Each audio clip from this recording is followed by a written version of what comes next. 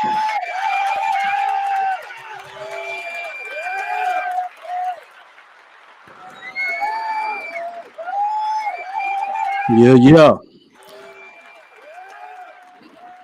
Welcome, everybody. Happy Friday. Today is February 10th, 2023. It is a casual Friday here on the Trigger Mike Show. Welcome to the Trigger Mike Show on the Lapeef Network. Everybody is appreciated. Jones and out here trolling in the chat already. All right, we got a great show for you today, a good message for you today. It just came to me out of nowhere while I was trying to think of today's topic. All right, so I want to give greetings and thanks to everybody again. Thank you for tuning into the Trigger Mike Show on the Lapeef Network. Just happy to see good weather out here and pretty much basically happy to be alive. So thank y'all for tuning in and always rocking with the show and rocking with the Lapeef Network. If you have not already, hit that like button on your way in. Hit that subscribe button as well. Hit that little bell for notifications. All right. So you know how we do it on the Lapeef Network. We always enjoy and appreciate your financial contributions to the show. These type of networks are important, bringing you content on a consistent basis. This stuff costs money, all right? So if you can monetarily contribute on this good payday Friday, please do so and show your love in that way. If you cannot monetarily contribute, I still got something you can do. Don't you worry. I want you to hit that share button. Hit that share button and share this out to the people at work sitting around you. Tell them to put their headphones in because they can't get it intense on the Trigger Mike Show at times, but we keep it managed. All right. Share this out to your Instagram chat, your Facebook news feed, your WhatsApp group chat, your GroupMe group chat, your individual text group chat. All right. Let everybody know this is what you're watching today. This particular message we have on the Trigger Mike Show today is for the men, but women have a lot to do with it too. So stick around because I got a challenge. I got a challenge for you ladies at the end of my monologue. All right. So stick around for that. Ladies, you're going to want to hear this. So ladies, you're involved in this too. Obviously, the title is Men, We Are Enough. But ladies, you have stake in this too. Stick around for that challenge I'm opposed to you. Remember to share this content out to everybody that you love, everyone you know, and the people you want to listen in as well. Where's my chat? What's my chat doing today? What's going on? What's going on? Dale Matthew, what's up? What's up? Granville in the house early. What's going on? Jordan Landry, always faithful. I appreciate it. Dane Rose, how you doing? Trigger Mike strikes again. I think that's why they gave me this name from that movie. That was Bad Boys 2, I believe. Bethany, appreciate it. Thank you for coming through. Professor Xavier, how you doing? The Last African, my man. Thank you for coming through. Dario Duplin, what's up? What's up? All right, who else we got? Jones and for more, what's going on? Setting the record straight. 06, I see you in the house. Ish Chanel, how you doing? It's not pay. It's payday, or maybe it's not payday. But I appreciate your contribution either way. All right, we got people in the house. Dario Duplin says it's 64 degrees in NYC. In February, I think that's pretty good for New York City. You know, that's where my wife is from. She would say that's pretty good. If you don't have to wear a parka, if the North Face not coming out today, it's a pretty good day in February. In the Northeast, oh, absolutely. Absolutely. What's going on, my man Israel? I know you're going to come on, drop some knowledge on us. Y'all check out my man Israel's page. Ed Hill, Hack, what's going on? Here you go, Granville, trolling already. Miles, what's going on? Good morning. Alonzo, good morning. All right, y'all. So I appreciate y'all for rocking with us on the Trigger Mike Show. Today's topic is men. We are enough. We got a lot to talk about on this topic because I've pretty much had it. We are under attack and have been under attack on multiple fronts. All right. And it's about time we started to really tell people we're tired of society telling us to, tone down our aggression because it's time to start fighting back. We are at war for our families. We are at war for our communities. And I'm going to fight. When I get up to them pearly gates and God says, what did you do to honor my word? I'm going to say I fought. I'm not going to say I listened to the government. I'm not going to say I listened to the women. I fought for the family you told me to create, for the community you told me to build. I'm going to tell them I fought for it. And this particular narrative is one of the enemy's weapons against men. They are telling us that we are not enough.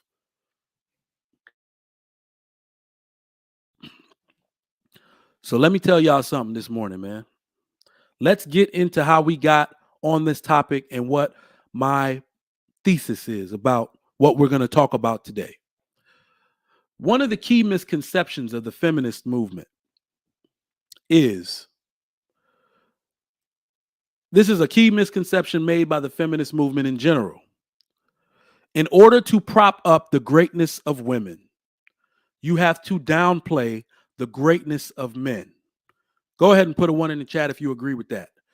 If you are a man who feels like there is an agenda against you to downplay your greatness in society, so to prop up a woman's greatness, go ahead and put a 1 in the chat right now. I feel it. It's palpable. We can even watch it on TV. There is an agenda to say women are up here and men are down here. I want you to notice, look at all these ones in the chat. They feeling it. They feeling it in the chat today. Y'all not lying. Y'all being truthful. I want you to notice how weird that is. Because when men talk about greatness, we don't talk about women at all. I'm going to let that sink in. We don't talk about y'all at all. In fact, our greatness directly impacts you. We make sure you benefit from our greatness. You give us opportunity. We create more families. We know what to do with the greatness we've been given. We don't typically dim anyone else's shine to display our own greatness. Our greatness means community advancement. So something is fundamentally wrong with any movement that needs to downplay the greatness of another in order for it to thrive. Fundamental flaw of the feminist movement. They need to in order to glorify the greatness of females, they need to downplay the greatness of men. Now, what has this led to? This has led to women participating in a gynocratic society that downplays the efficiency and productivity of men. The sick part of it is that they still benefit from everything we create, everything we uphold, everything we maintain, but yet telling us that we are inefficient and unproductive. You know, I like my post-apocalyptic scenarios. Last week or maybe the week before, we were talking about a scenario in which all men just left to leave women to fend for themselves because we're not taking it anymore. There wasn't a brother on the panel or in the chat that couldn't name a fundamental thing in life that would just stop the second we stop being bothered with it. Plumbing, gone. No more y'all cars getting fixed. All y'all oil's gonna need to change. The car ain't going nowhere. Brakes grinding all over the damn place.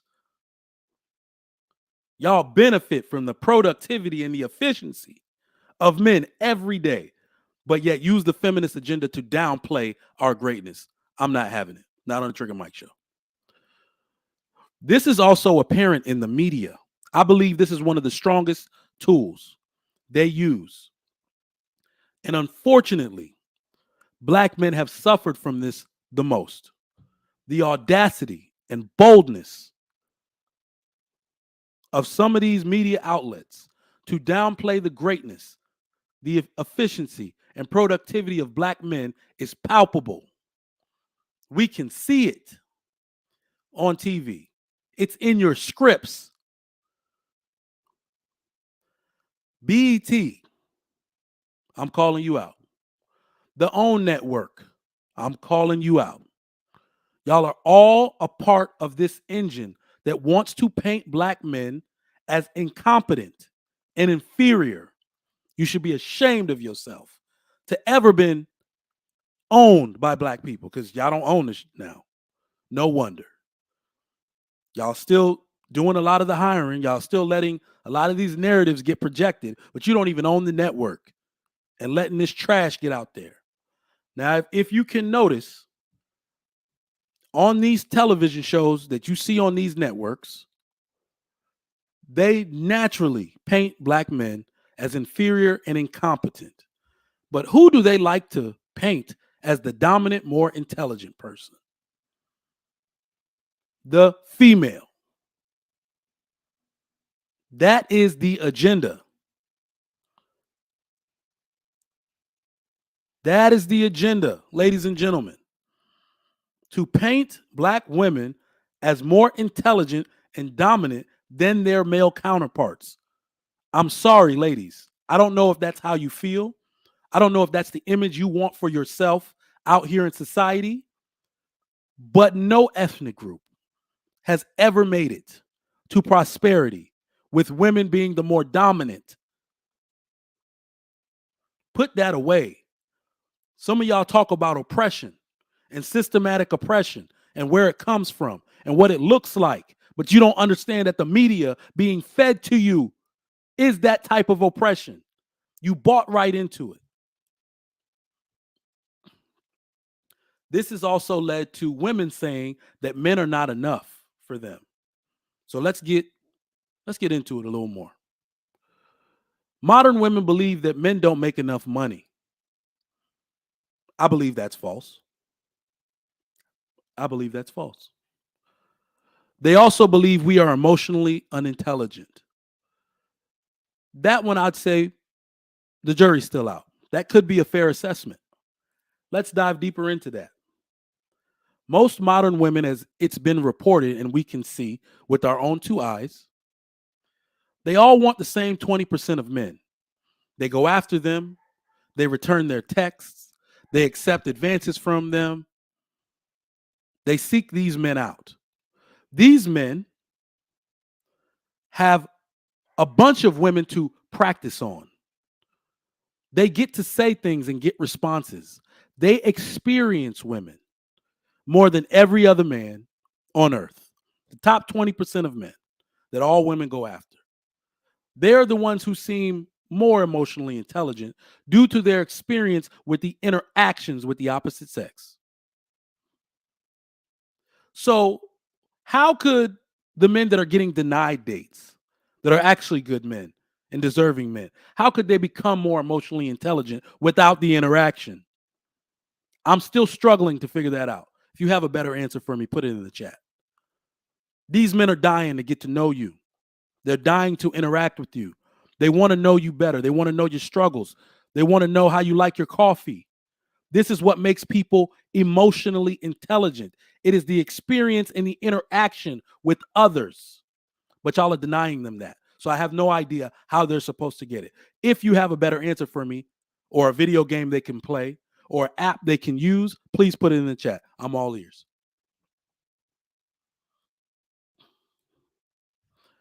What is this culture of saying that men are not enough? What has it caused? This has created a culture of delusional women that think they are more dominant and masculine. If you agree with that, let me know. What it has also done, and this is across generations, is it has led women to believe that they have the same goals and aspirations as men. I'll get more on that in a second.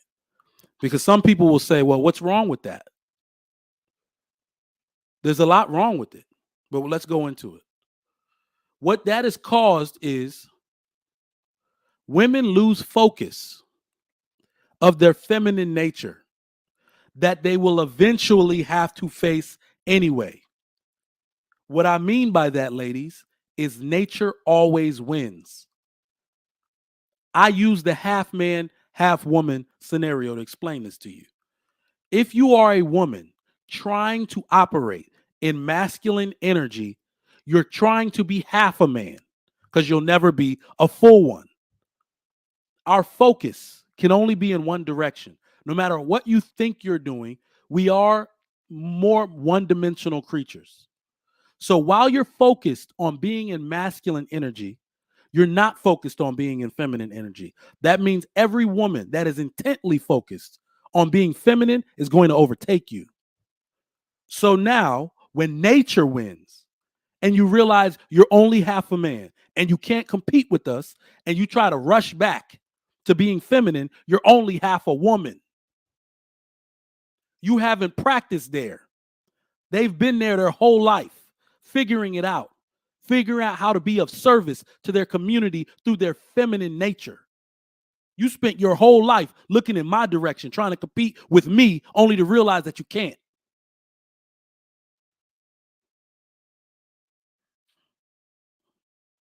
Half man, half woman doesn't make a whole human being, does it? You're going to be lacking on both sides. Nature always wins, ladies. Stay in your feminine nature. Focus on your feminine nature. That is where you win. I promise you. I never said you couldn't be powerful. I never said you couldn't be something to be contended with, someone to be revered and respected. But you got to stay in your feminine nature to do that. You can't overtake me being a man. Sorry. I was just born this way. Modern Western women now have completely unfair standards for men.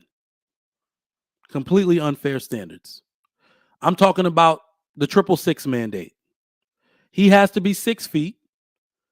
In my estimation, that means you have a 86% chance of getting it wrong, because I believe only 14% of men are 6 feet or taller. Good job there, limiting yourself. He got to have 6 figures. We'll talk more on that in a second. He got to have 6 inches or better. That's none of my goddamn business. I'm not even going to comment on that. Ain't none of my damn business what's in another man's pants. That's your problem. All right. We've talked about the illusions and what this has caused and why it needs to be stopped. But fellas, why should we fight against this narrative that men aren't enough? Let me embolden you to tell you why you need to put on your gloves. Or, in fact, wrong metaphor to use. Take off your gloves and fight against this narrative. No more kid hands over here. Not on this. We got kids to raise, bruh. We got sons to raise. And I'm taking the gloves off my son. In fact, nobody's even going to put them on him.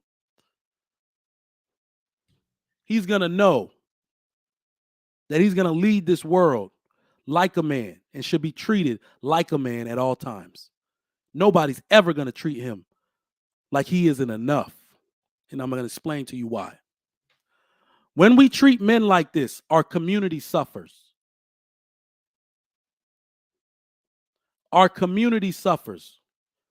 Our boys have an identity crisis on their hands. You told them to be more docile. That's not their nature.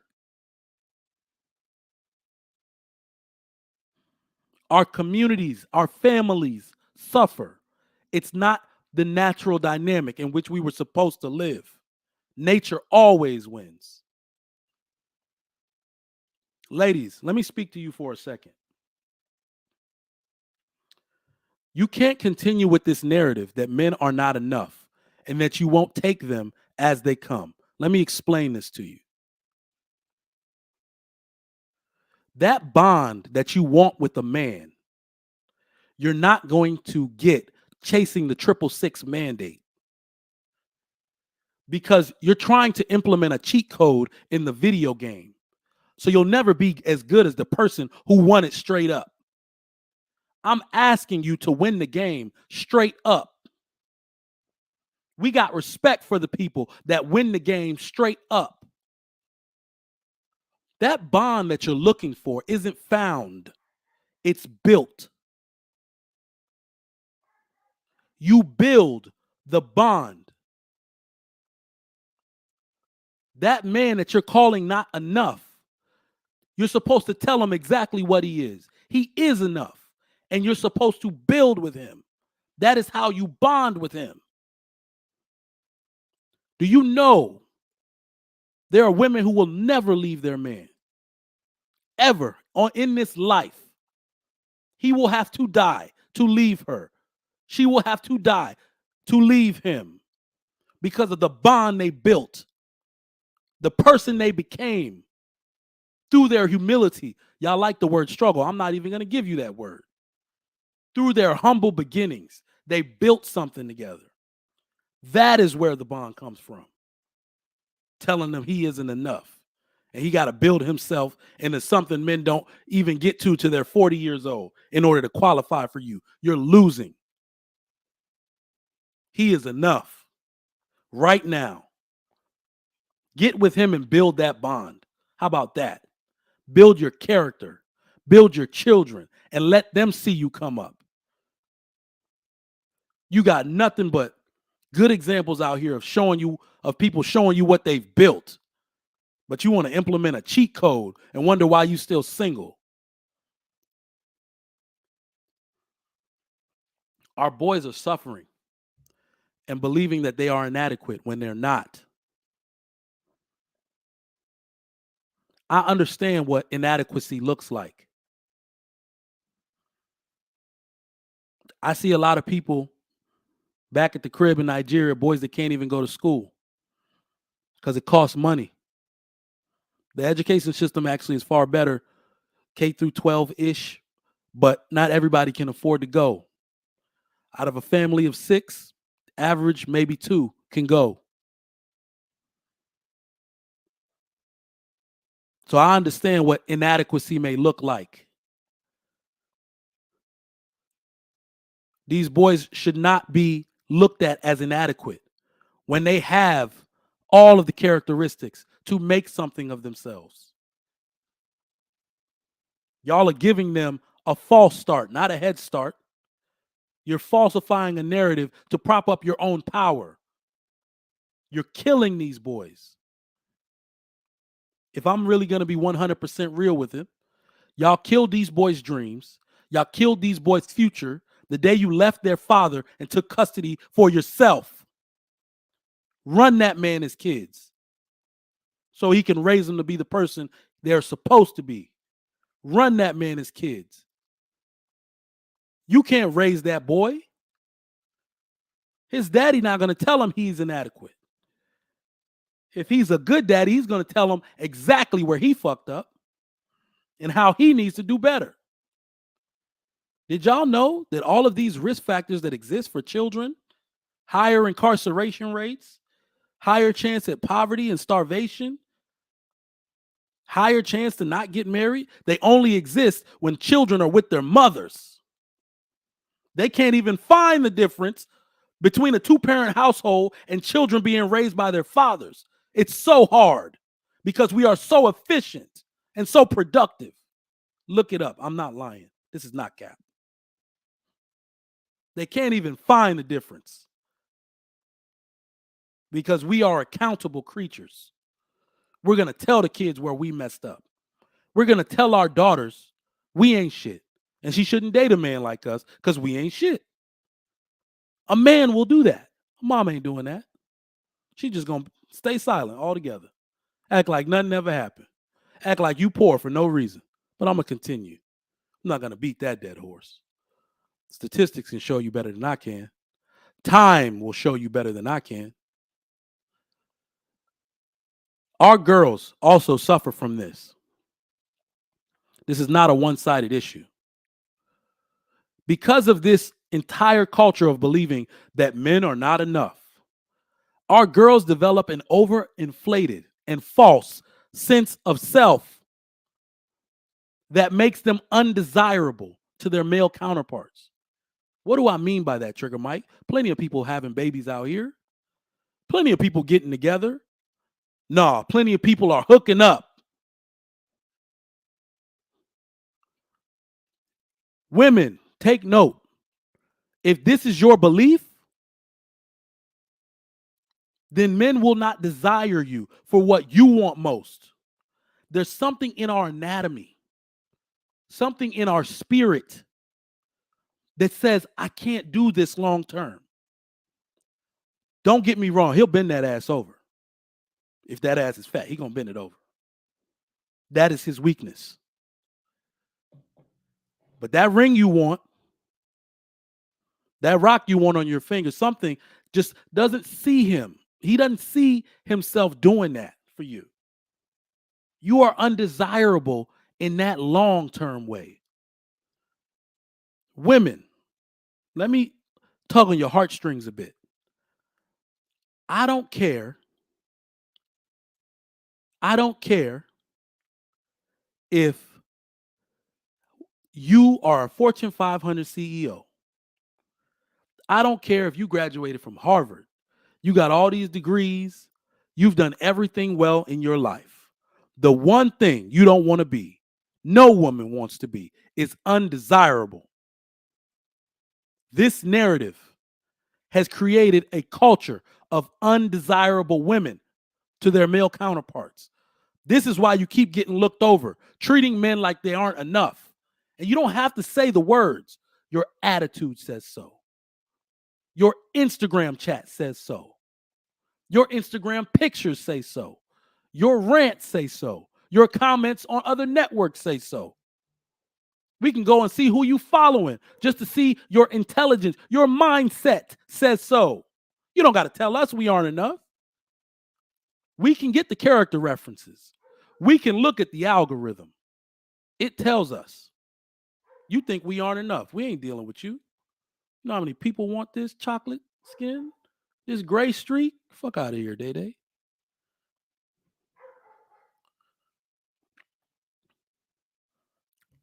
All right, moving on. I need to say this for those women that I've triggered so far.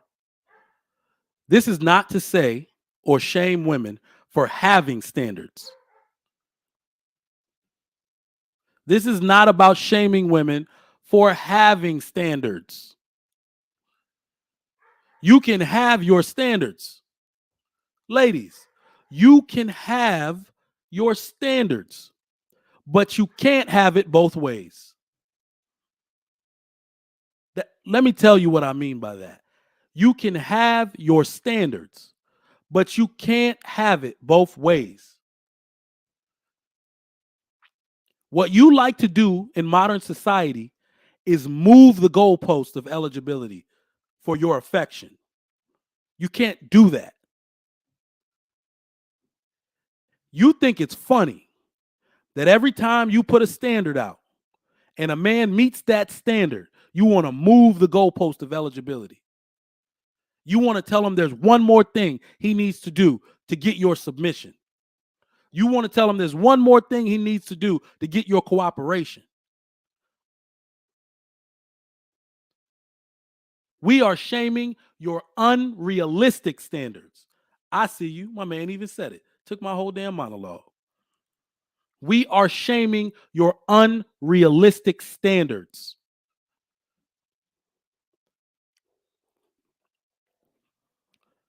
My message to the men, my fellas, my guys, my people who will build and maintain this world and the world after. You are enough, bro. If nobody's going to tell you, I'm going to tell you. It starts here. Today is a day, a new reckoning. You are enough. Puff your chest up. You deserve it. If you go to work every day, if you earn a steady paycheck and can make something of yourself, if you provide a roof over your own head, keep pushing. You are enough. You are more than suitable. Don't let anybody tell you you are not. There are women abroad, even women in this country, that you might even be looking over, that are dying to get with the man who has the longevity, intellect, and mindset you have. You are perfectly suitable to build a life with. Don't let anybody tell you different. Keep pushing, brothers. You are perfectly suitable. Anywhere you are lacking, if you didn't have a father to teach you certain things, I'm going to be the first one out here. And I need all my fellas in the chat. This is a kumbaya. Tell them we got you. My brother, you need anything, we got you. Tap on my shoulder at the restaurant and say, how can I be like you? I want what you have. I got you. I will tell you how to do it.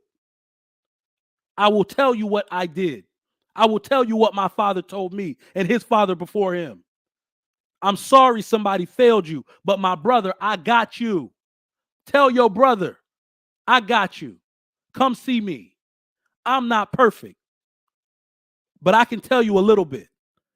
And your other brother can tell you a little something else. I got you, brother.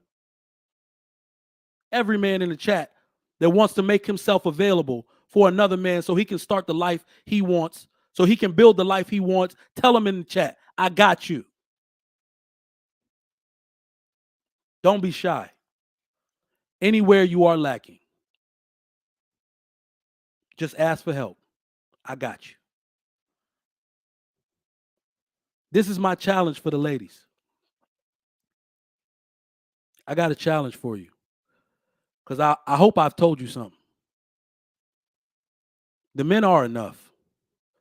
You need to change your mindset. These men are perfectly suitable because I'm going to tell you what I don't want to see. I don't want to be 50-something years old looking at young brothers who finally got it together, especially black brothers, who got with a woman of another ethnic group simply because their woman couldn't get it together. Their women couldn't get it together. So this is what I need you to do. Women, I need you to buy a man lunch today. It's payday. That's why I waited till payday. I need you to tell him his effort is appreciated. And when you do that, I need you to tag me on that post. The Trigger Mike Show on Instagram, Trigger Mike Show on YouTube. Tag me on that post. And in that hashtag, I need you to say, he is enough. Buy a man lunch today. Tell him his effort is appreciated. Tag me on that picture with the hashtag, he is enough. Call your daddy. Tell him you sorry. You did something. I don't even know what you did, but you did something. Make peace with them.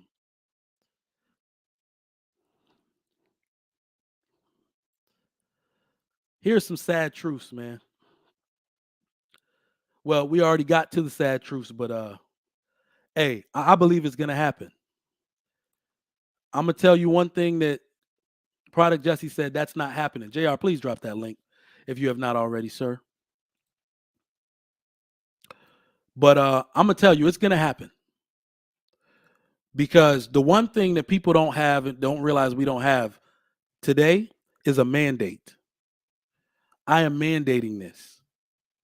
It takes somebody to do it. All right. But you got to tell them what to do. And when you tell them what to do, you'll realize that they always wanted to be told what to do. They always wanted some direction. These are your instructions. Buy a man lunch today. I see you up there. Somebody said they cook lunch for their husband every day. Ow. Scared of you. Keep doing what you're doing. Keep being a good example. He is enough. Hashtag he is enough. I need people to come on up. I got questions for y'all today on this topic. I need you to text your brother. Tell him he is enough. Don't even tell him what it means. Just put that exclamation point at the end. You are enough.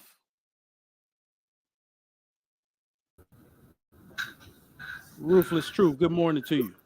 You go hard this morning, Nels. What got into you? It just came to me, man. As I'm sitting there brainstorming on topics, I try not to think too hard, but then it just comes. All right, we're gonna start with Ruthless Truth. Good morning, y'all. What y'all got on the topic? Well, yeah, women are what they are. But once again, in the beginning, right?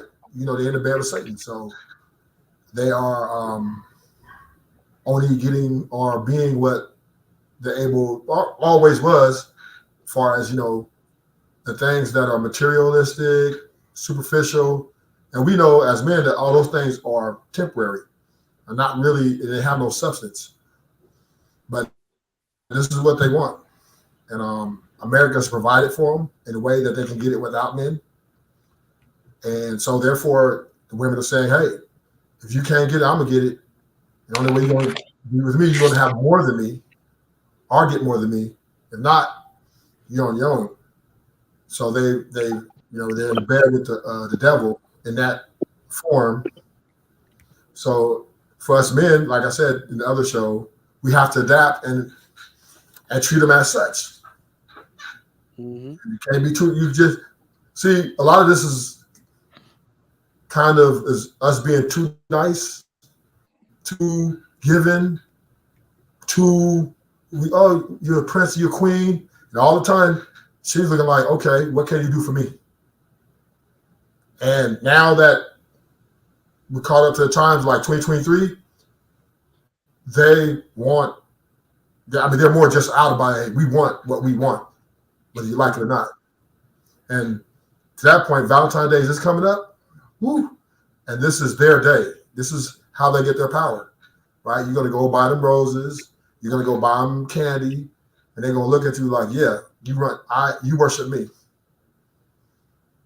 See, this is the thing. Women have they think they're gods, right? They look at us as easy access. They can do whatever they want with us, talk to however they want to talk to us, and we accept it, right? I'm a provider, or I'm a protector, I'm 6 figures, whatever it is, they're getting it. And the ones who ain't getting it, as far as a marriage is concerned, they're going to OnlyFans, strip club, wherever. And this is how they substantiate themselves. This is how they validate themselves. Every time you take them out and give them free stuff, take them out to dinner. Oh, I'm gonna pay for that. I got you. And for us, it's just we don't have no problem with it because there ain't nothing right here. I'm gonna take you out to dinner or whatever. But they're looking at it like a chess game. We're playing looking at checkers, right? They're looking like a chess game. For every time you take me out to dinner, every time you give me gifts, they're looking at it as a power move. On top of dick control, right? So the more you give them, the more they want more power over that dick and who you giving it to. They want it all. You gonna bow down to me? If not, if you don't bow down to me, because I don't care how much money you got, if you don't bow down to them, they will leave you and find somebody, or at least try to find somebody that's going to bow down to them. That's going to give them what they want in every aspect and when they want it. There are a few women who are, chilling, sitting by their submission, but the rest of these, for the most part, our community, they want the things that are, they see on TV. That's what they want. And if you can't get that for them or help them obtain it, then you're no good to them. You have no value to them if you're not putting money in their pocket and food on their table. Forget your personality. Oh, you're a funny dude. Yeah. And they'll trick you. They're like, oh, you funny. But all the time, they pocket watching. You know what I mean? And I'll tell you this, we know this. We could do an experiment. You put a man across on the street and you put a woman on the street and have them walk and see who's gonna pull over and get the ride first. I guarantee you 100 times 100 that woman. Oh, she gonna get the ride. Huh?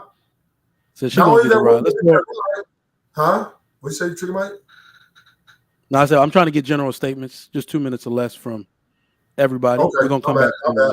Okay, no worries. I'll divest. All right. I don't know why I have this feeling, but I feel like Dustin was about to undo all the progress. Pretty much. Yeah. Go ahead, Dustin. Once again, like I say, every time y'all prove the point that modern women run this show, at least 80% of it. Everything talking about, yeah, the community, we're going to put the family, and then it's always about the modern women that you shouldn't be dealing with anyway. They said we got to make 6 figures. They said. So that means the men are submitting to the women. Because everything is about the modern woman, what they want, and we got to. The answer is no. You said being a man is enough. No. If being a man is enough, being a man is enough. Being a real man is enough. I didn't say any of that. I didn't say being a real man is enough. Oh, okay. Being a real man, yeah. I said men, we are enough, and then I explained why. But here's another thing. You're talking about, we got to take the boxing gloves off. Because something I see. In 2020, it was cool. But 2023, we could drop and put one modern woman up here to say one talking point. Oh, modern women submit. Or oh, 50-50. All the men jump up and we got to fight these modern women. Raw! So what do you see when you see a man fighting a woman? Isn't that nothing but two women? Might as well be. That was a whole metaphor. I don't know how you took that serious. That was a whole metaphor. I'm saying it because it's a picture that is seen quite often. Modern woman says, I won't submit, or I just want to. And all the men, because modern women run this thing, they come going bipolar and acting like the damn modern woman that they say that they don't want. Am I wrong? Yeah, in contextually, I think you are, but continue. Well, in fact, that's your 2 minutes. Israel, what you got? Yo, salute to all the brothers on the chat. You know what I'm saying? And all the brothers on the panel. Salute to you, Trigger Mike. Yo, I salute you, fam, and I appreciate you, man. Yo, it's about men. Like, I don't even understand how women came into the conversation. It's about men and appreciating men and celebrating men and understanding that men are enough. That's it. Like, so, yo, I appreciate that topic. I appreciate you putting out that you know what I'm saying, that memoranda, you know what I'm saying, like a call of action to show that men are enough. It ain't about women. Like, yo, at the end of the day, it's about men understanding each other, understanding themselves, appreciating themselves, and working to elevate and be the best they could be. All that other stuff is gonna come in line afterwards. Like, it ain't even about the women. It's about the men. So I don't understand how every time we have a conversation on men, it gets switched to something else. Let's stick to the point. It's about men. Men, y'all brothers are enough. And I celebrate y'all. Kudos to y'all. Bet. Mr. Rich, good morning to you. Well, now, just I agree. It's all about men. We are enough, and we've always been enough. We just need to act like it. You know, I mean, that's the bottom line. If we were more discerning in the kind of women we want to deal with, and if we had standards that we really stuck by and stuck by, we would, our communities wouldn't be in shambles. You know, I mean, just by us being men and ignoring the bullshit or being able to discern bullshit when we see it and not being led by our dicks, the communities would be fine. And under all the pressure, and we know this because under all the racial pressure that we were under, and when we had to be the real protectors of our families and all that, we had neighborhoods, we had safety. Our women did what they had to do. Black women always worked, but they didn't have this delusion that they had to, get the six packs. So all we had to do was just be men, and real, not just real men, but knowing that we're enough, being discerning on how we move, and then women just follow men who have direction. It's as simple as that. They always have, and even with these crazy hyenas that we have today, some of them will never go. But if we get that together again, there'll be a whole slew of women right behind us. It's just the way it works. That's it for me. Yes, sir. CODMP, good morning to you. Top of the morning to all the brothers. Yeah. What you got on the topic, sir? So far, I'm completely with everything that you're saying. Just wanted to throw in that, as above, so below. It's one thing to be a man and have the qualities and yourself and stuff, but we also have to manifest it. It has to be seen so that it can be an example for those behind us. So it can be an example for our children. Just like, Just an example, our ancestors building the pyramids. Nobody can question the greatness of those people because of what they left behind. So it's one thing that we are good men and we do possess the skills and the qualities, but it's not being manifested. We need to see it. The women need to see it. They're very visual. They're very materialistic, and they need to see it. That's probably why they're not as confident as they should be. Is, you know, a lot of us can get up here and talk very intelligently and say the things that we say and show our materialistic wealth or show our jobs and our statuses and everything. But when we look around our society, our particular communities as Black men, we're not seeing it manifested. We're not seeing our greatness manifested. We're seeing torn up communities, torn up homes. You know, we're not really pushing that P like we should. We're really not doing it. You know what I'm saying? So we got to step up to that bar and show what we're capable of, because we are enough. I could sit here with scientific evidence and show you that we're greater than any man who's ever stepped on this planet. If we really could get the stats, if we could really get it from an honest perspective, who has overcome slavery? Who has overcome the things that we have been through and still thriving? Still, we came out of slavery and started up hip hop. We came out of slavery and started up Black Wall Street. What other man on the planet has done such? What other man has faced as much opposition as Black man has in America, and we still shining? You know what I'm saying? Nobody has done that. I question what man could do that. You think the Chinese man could do that? You think the Mexican man can do that? The white man couldn't even do America without us, man. So you just got to know what it is. My man. That's not true. It's a Black Dragon. What's going on, Chief? Chilling. First, let me just co-sign everything that was just said, not only by everybody but by CEO. He's always got his answers, always got to take it a new direction. So now I got to kind of bounce off of what his injuries got.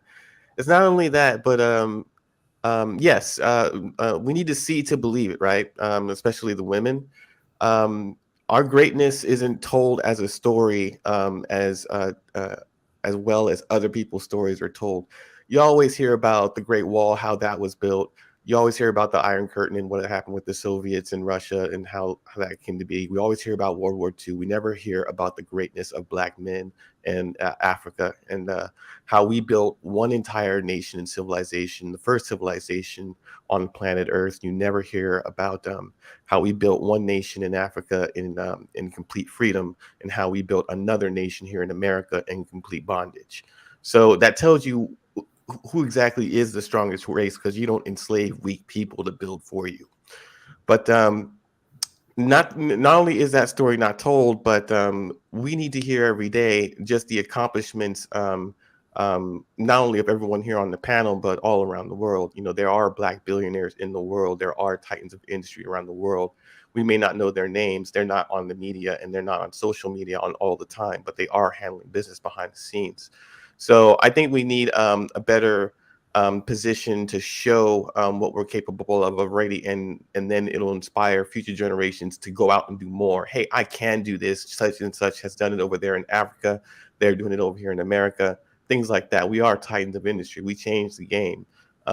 If you think about what we've been locked out of systemically, whether it be sports or whether it be finance and education, we have to actually break those doors down in order to actually build, and then we build something for ourselves. We've done it with college. We've done it with sports. We've done it with finance. You know, we're doing these things now. We're stepping it way the fuck up now. And it's just going to keep getting bigger.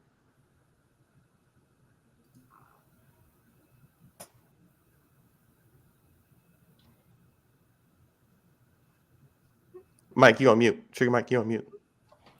Granville, what you got, my man? I relinquish my time.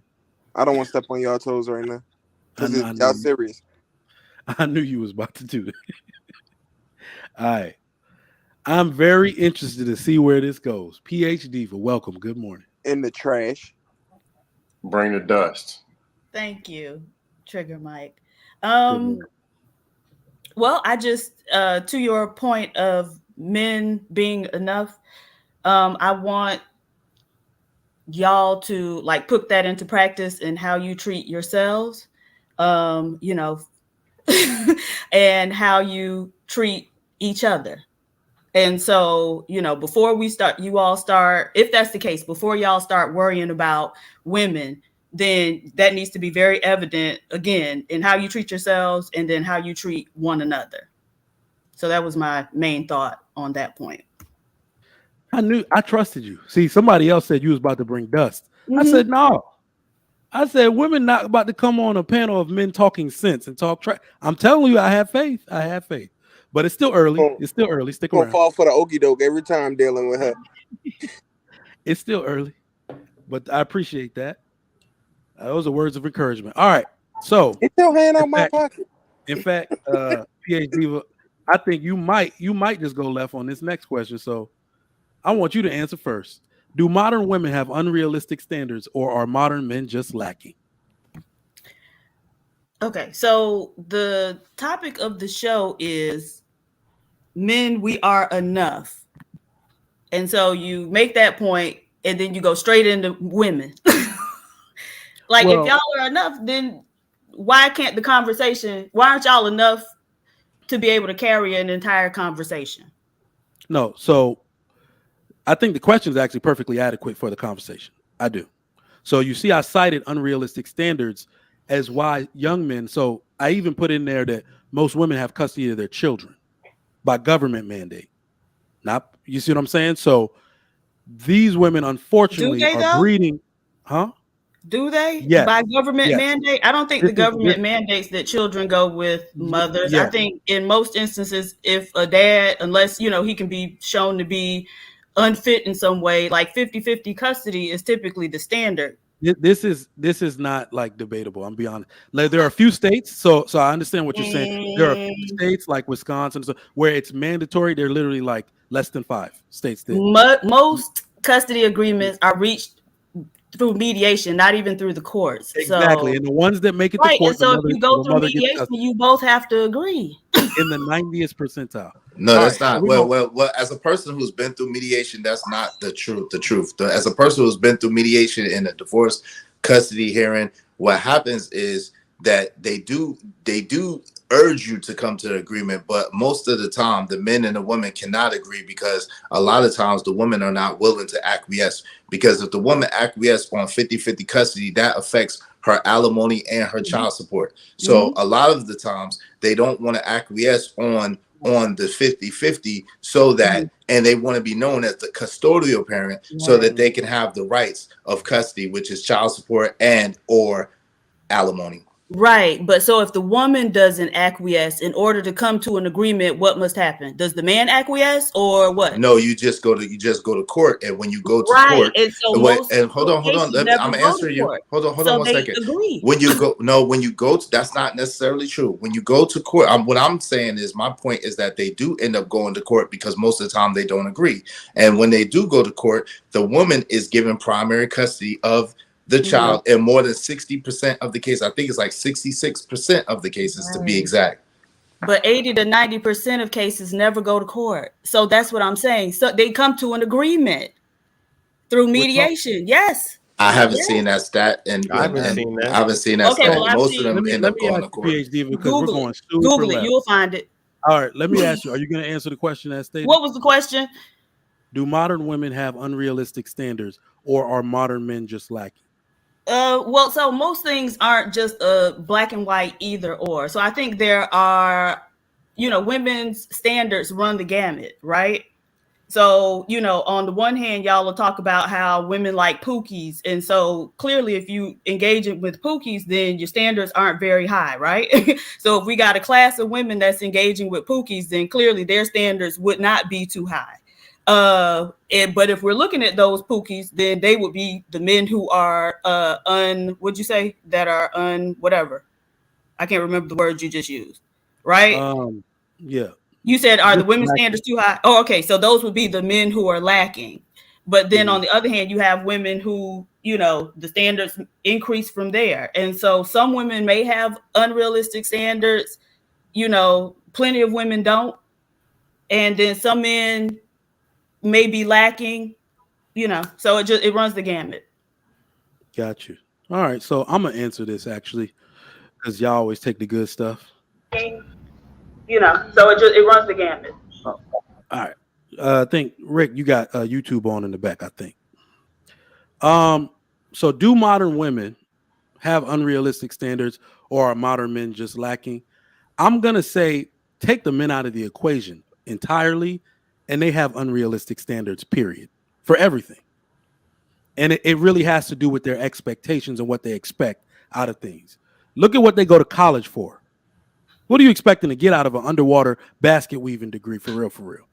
If you're not going to go the clinical track of psychology, the clinical track of anything that you can build insurance for, and you can repeatedly show, like clinical social work, all of this stuff, that you're only going to make damn near minimum wage doing that, that means you had unrealistic standards for your future. So even with men outside of the equation, women have unrealistic standards in modern times. Now add men into the equation. Okay, I can we believe, address that point? I'm sorry. So I'm what sorry, give me school? what? Hold on. Let me finish, then we can address. Okay, all right. Now add men into the equation. I believe their standards are so inflated to make up for a lot of their inadequacy. Because they didn't make it the way they wanted to, they impose these unrealistic standards on men. Because I failed and have $100,000 in debt, y'all know where that 6 figures comes from. I want him to make $100,000. Look at some of the relational, like how this stuff is related. Because I have debt for him to pay for, he has to make more money because I can't cover it myself. I believe that is where a lot of these unrealistic standards come from, because of the lifestyle they accidentally provided for themselves. They accidentally got in too much school debt. They accidentally got in too much consumer debt. They are on Instagram, going on trips, putting all this stuff, financing it on credit cards. So of course the man they want to get with got to be able to finance their mistakes. That's just my side of it. I'm gonna let y'all get to the rest of it. PhD, go ahead, rebut. So I wanted to first know what college or university offers a degree in underwater basket weaving. It is a metaphor for Okay. bullshit degree. And so Psychology, sociology, gender studies, Mhm. social studies, those are the BS degrees, unfortunately.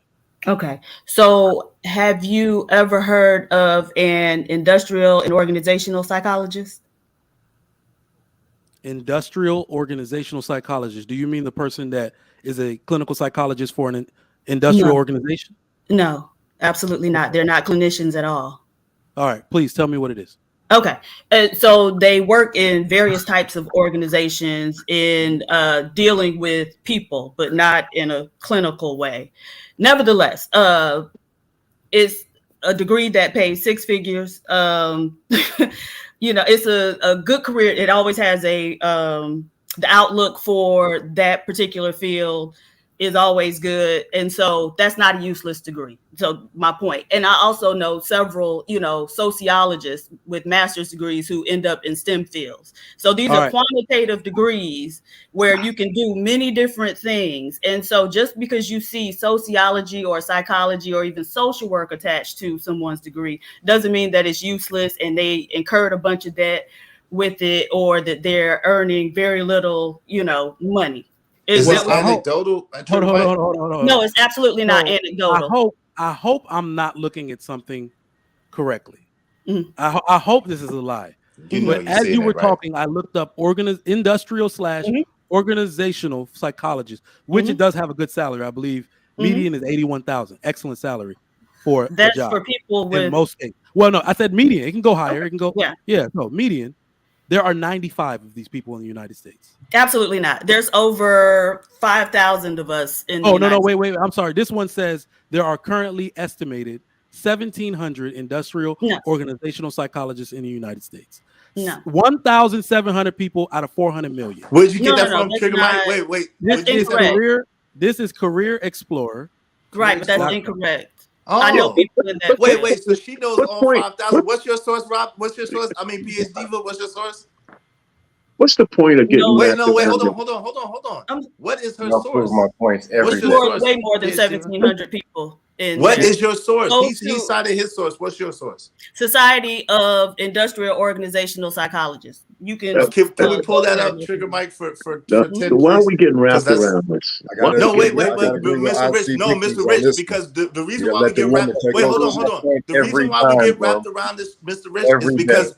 Mr. Rich, the reason why we get wrapped around this is because certain people come in these spaces to undermine and to take light off of the true problems and the true issues at hand. And does she then have and that so power? and so and so we How have is she to able to point. do that? Listen, hold on. So we have to Bullshit. point out. We have to That's how point we out the talking. inconsistencies. We have to point out the inconsistencies, and we have to point out the lies, the stuff that's not even true. Because these people be citing things that's not even accurate, that don't even exist, Mhm. and are not in our pseudo stats. Mhm. So that's what So the I point didn't is. cite a let stat. me actually, Mr. Rich is actually You right. prove He's my right. point every day, bro. Let me say Mr. Rich is right. PhDiva, the reason why we can't Yes. talk about this particular job is because it's not what people are doing with those degrees. It's their choice. Their choice is not to take this degree to this extent. Do you know that the That last time I particular saw a degree stat is on, female dominated. Just FYI.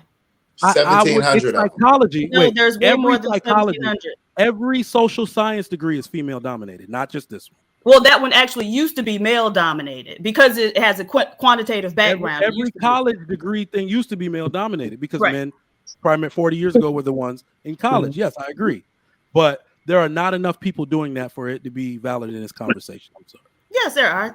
There's way more than 1,700 people doing it. Look at how many programs there are in the United States. If it were At the 5,000 current people moment, doing it, one woman is beating hold on, real 9 quick, men. CEO. If it were 5,000 people doing it out of what millions of people, it Yeah. still I would said not there's more even than affect. 5,000 people. Okay. Once Just again, most why people don't are know we about getting it, wrapped which around is this, why I man? cited it. Most people don't Hold on, know did about you it. say Yeah, I around agree. Let's 5,000 don't let people? her derail us, Trigger Why Mike. Let's are we don't let getting her wrapped derail us. around this stuff? Let me move Every the time I told you. who's next? Who can we get on the in on this? Cheeky And notice Rick. how Rick everybody I'm is next, cammed then. up. Wait. Notice how everybody is cammed up and everybody is willing to show their work and show their face, except for one person. Yeah, identify that as well. But go ahead. Sorry. Yeah, I thought I was next. Let me get. Yeah, in fact, Mr. Rich, go ahead. Yeah, so just repeat the question again so we can get back on point with everybody. Yes, sir. Do modern women Thank have you. unrealistic standards, or are modern men just lacking? Well, of course, women in general have unrealistic, but that's not the point. They could have unrealistic standards, and sometimes they'll price. Right now, they're pricing themselves out of the market, but that's still not the point. The point is, what do we want to do as men? They can have all the standards they want, and when they're unrealistic, they're just going to be alone. Because quality men is in high demand, and even some of their standards are above them. So women have an issue conflating. I see this. They conflate sexual attention with relationship attention all the time, but it's across the board. So if you look at the men on a bell curve, and I said this before, the high-end men from the top 15% and the lower 15% of men who we call pookies and ray-rays, the women do the same thing with each one of those things. The high-end women get run through by the high-end men, and the city girls get run through by the pookies and ray-rays. And a lot of those pookies and ray-rays might not have no money, but they might have stature, they have size, they got game. And so when both men on those spectrums are finished with these women, we got nothing but a whole bunch of bitter chicks out there. So baby mamas and all that kind of stuff. The pookies and ray-rays can't pay for them. Maybe the high-end men can pay for them, but still, these women are bitter. These men, just use them. And let's face it, there's not a woman alive that a man can, coax the drawers off of. Men coax the drawers off of women all the time. So they don't have any kind of real supreme power, right? If one man can't get them, another man can, regardless of her standards, right? Because every pretty woman out there has a man who's sick of her, right? So listen, I'm just saying we need to concentrate on us being men. I mean, listen, I was never no Don Juan. I had to work for every piece of ass I got. Excuse me. I had to work for it. And over the course of my lifetime, I learned a few things about women because I had to have a little bit of game to go over, my shortcomings. Now, I used to be a little bit more handsome than I am now, but I was in no great shakes. And I learned a lot from what women told me as I had relationships with them. Right? So I learned not to lie to them. I learned that the only power they have over us is what's between their legs. And we need to go with that in mind, right? Once you give that up, man, you're lost. So the modern woman's standards are unrealistic, but not so unrealistic that they can't give us at least some insight on what they want. Because some men could meet some of these ridiculous standards. So if you want to have, so let's bring it down a notch. So when some women are acting rationally, the one thing they do have is some kind of standards. It's men who need to get on a game of standards. That's what we need to do. We need to have standards for our women. You know what the reason why our women are so fat? They're fat as hell because men don't have no standards. Black men don't have very low standards. We'll put our thing in anything. If we made them compete, they wouldn't be as fat as they are. But 70% of black men are overweight or obese. So why are y'all as fat as y'all are? That don't matter. This is It does matter. That don't matter. Wait a minute, sis. Don't talk over me. You'll get your chance. I didn't say that black men ain't fat. I didn't say that. But he said we're talking about women. You asked us to talk about women. We're talking about from a man's point of view. That doesn't say that men ain't fat. But let me tell you, if that fat ass man like me has some money, he's still getting some ass. Exactly. It don't even matter. It doesn't even matter how men. But most don't. It don't matter. We're gonna move on. Mr. Rich, did I hear you say that having 2 baby mamas qualifies a man as a pookie? Is that what I heard you say? No, I didn't say that. I heard you mention I didn't say that. PhDiva, we're gonna come back around to you. Let me get to back around. Listen, sister, let me tell you something. I don't mind you being here. I don't mind you throwing some stuff out there, but let's just keep it civil, because we know there's issues on both sides. No, I shouldn't say civil, but let's just understand that this show is for men to say, "Are we enough?" And it's not so when we talk, we're not trying to disparage black women, right? We're trying to get ourselves to a point where the black women who want to will follow us. Follow y'all. Okay, continue. This man, wait, put some respect on this man name. This man been married for over 30 years. He's still married. He's a successful man with 2 daughters. Like, you gotta know who you're talking to. Put some respect on that man name. That man is got children close to your age, and he's been married for 30 years. PhDiva, I let women on the show to speak their piece, but right now, I just wanted to know what he said. I know because he did say Pookie and 2 baby mamas in the same sentence. So I was he did not say that. You just don't listen very well. Let's get to our new panelist, Rick Judah. What's going on, my man? How you doing? Yo, what's going on, panel? Peace be with y'all. Shalom. Peace be with you, man. All right. What do you got on the topic? Do modern women have unrealistic standards, or are modern men just lacking? I will say first, I like what Brother Rich said. He said something about men. He said the Pookies and Rurys run through the city girls, and he said the high-end men are running through the high-end women. I do want to say our men are lacking in that aspect as far as destroying our sisters more and more, because each body a woman collects, the more mentally drained she's going to become, the more crazy she is. We all know the woman that has slept with over 50 dudes, sometimes really over 20, over 15. A lot of times they crazy as hell because they got so many spirits in them. So many men have dominated them. They don't even know what they believe. They don't know which direction to go. They don't know which end is up because they've been around the block so much. So I will say we're lacking in that area. But as far as like, are we enough as far as to be respected and to be direct on women?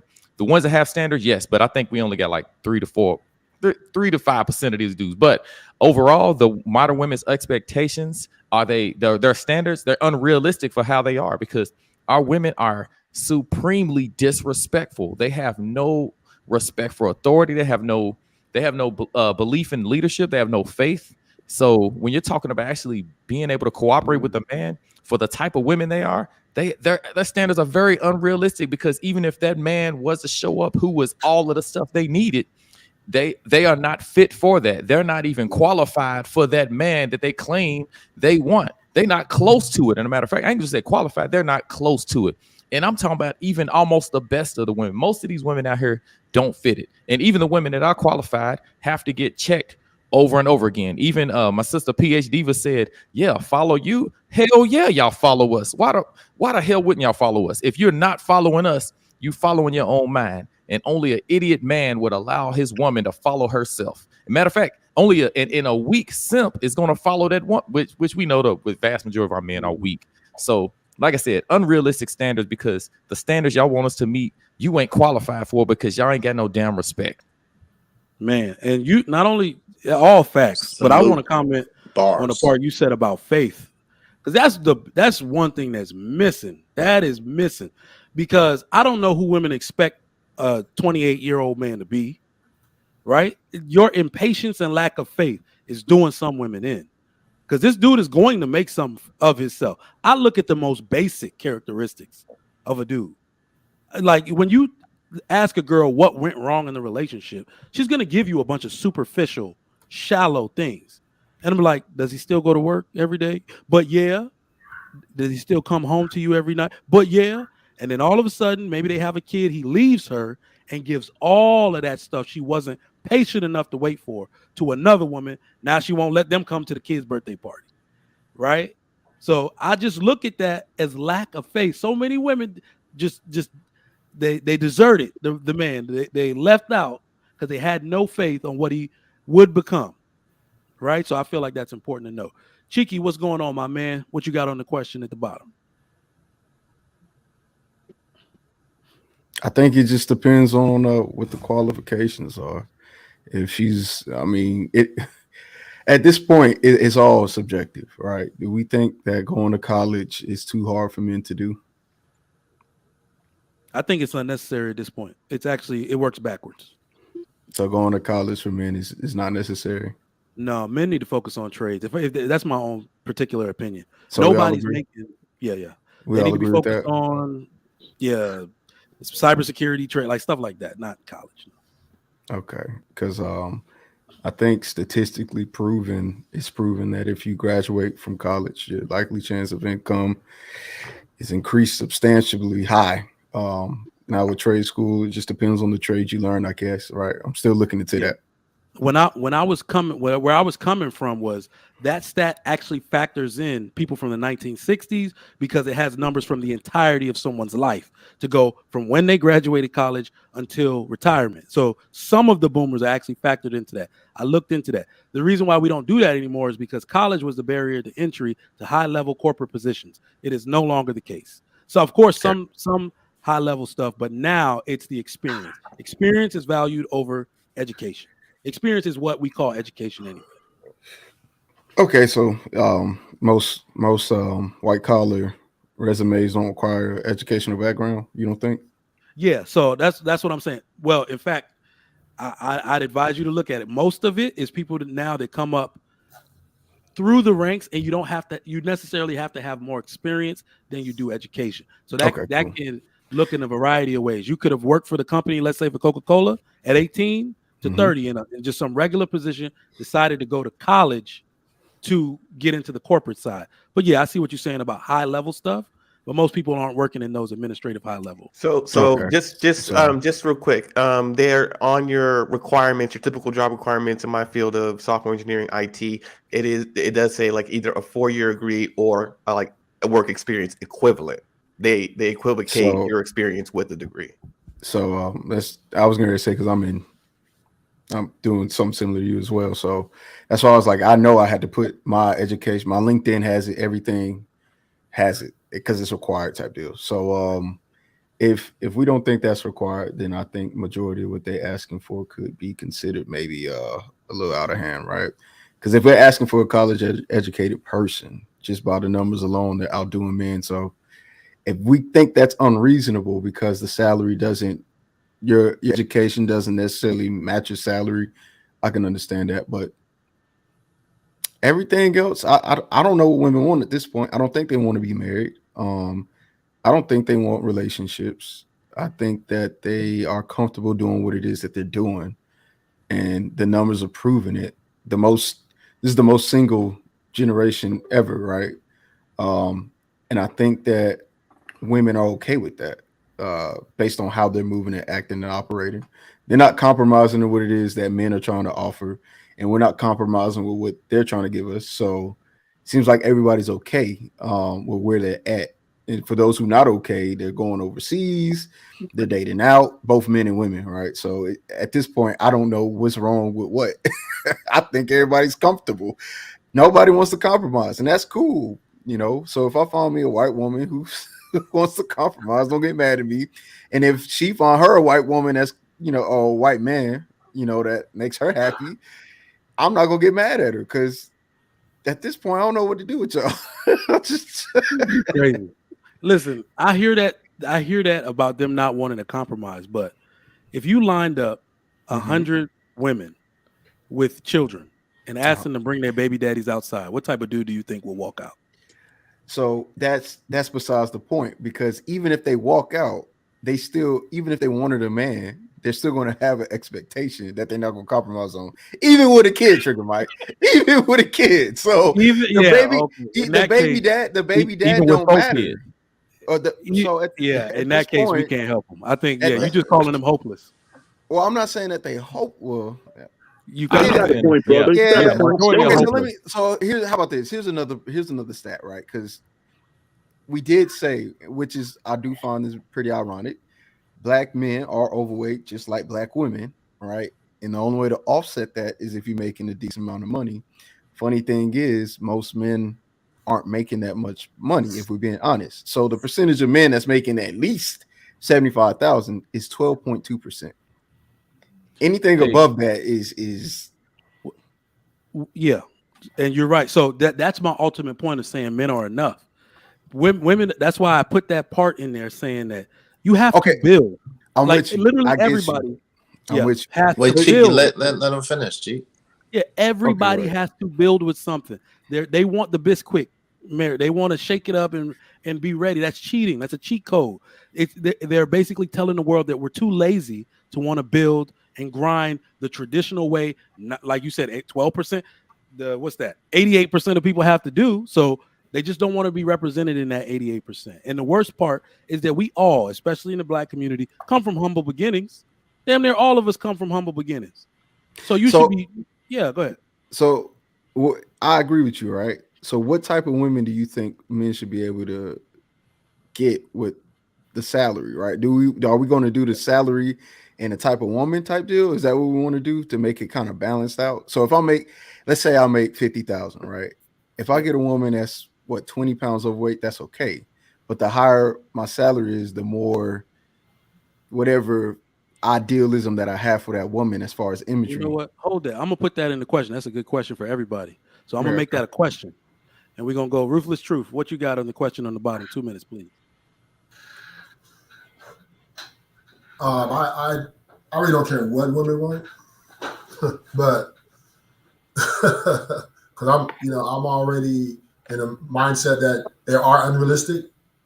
So when I meet them or when I approach them with, hey, you gonna like me for me, or I'm gonna have to look elsewhere. I'm not here to compromise with women. I'm not here to negotiate. I don't give. I don't care what they want. I'm to the point to where I ask the question, what is your expectation? Because it kind of helps me fill them out a little bit, because all that, hey, and funny and laughing, it's just a waste of time, right? Let's get to the point. Okay, so what you want? Because my time is valuable to me. And my money that I make, and I work for, whatever I got, is valuable to me.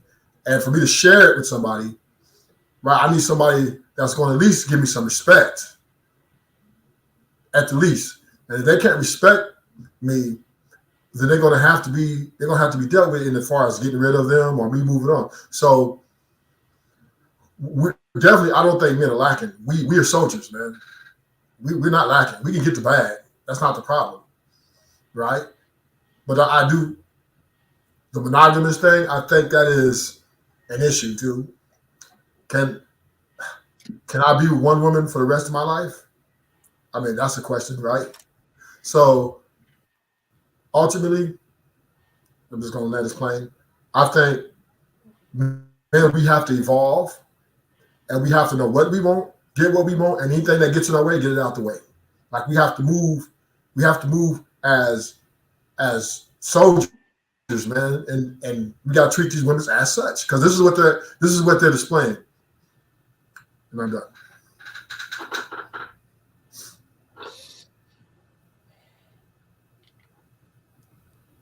Hey, man, I like what the brother was saying. How you got to go get what you want, no matter what. Go after what you want. We can't just sit back and let a woman dictate what we expect out of her. We have our expectations. We gonna move, and if they don't like it, they can shake. They can roll and move around.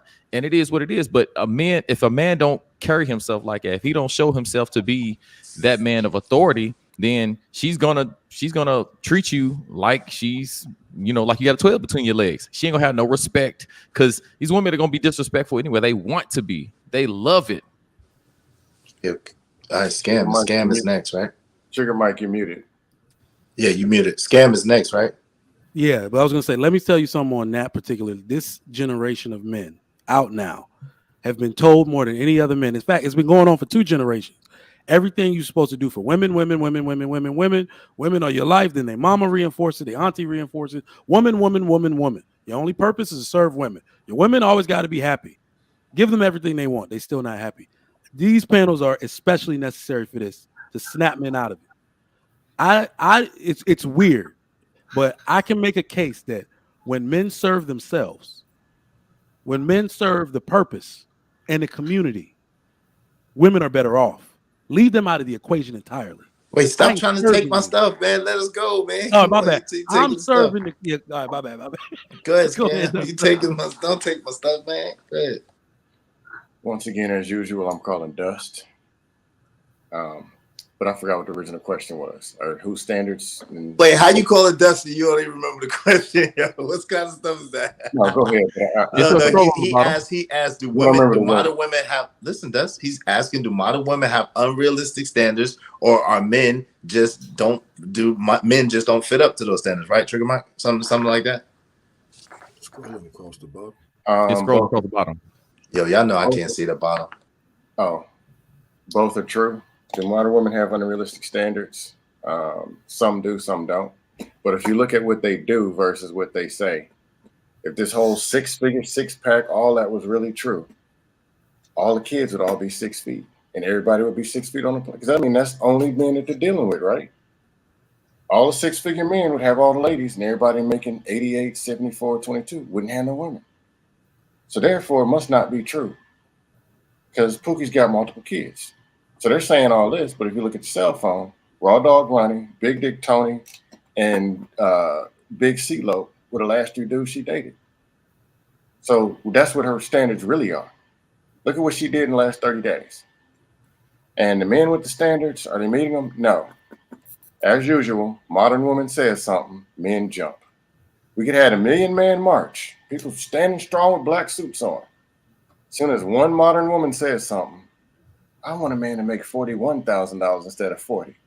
It'll turn into a stampede, and all these men start acting like women, flip it out, and beating the shit out of each other.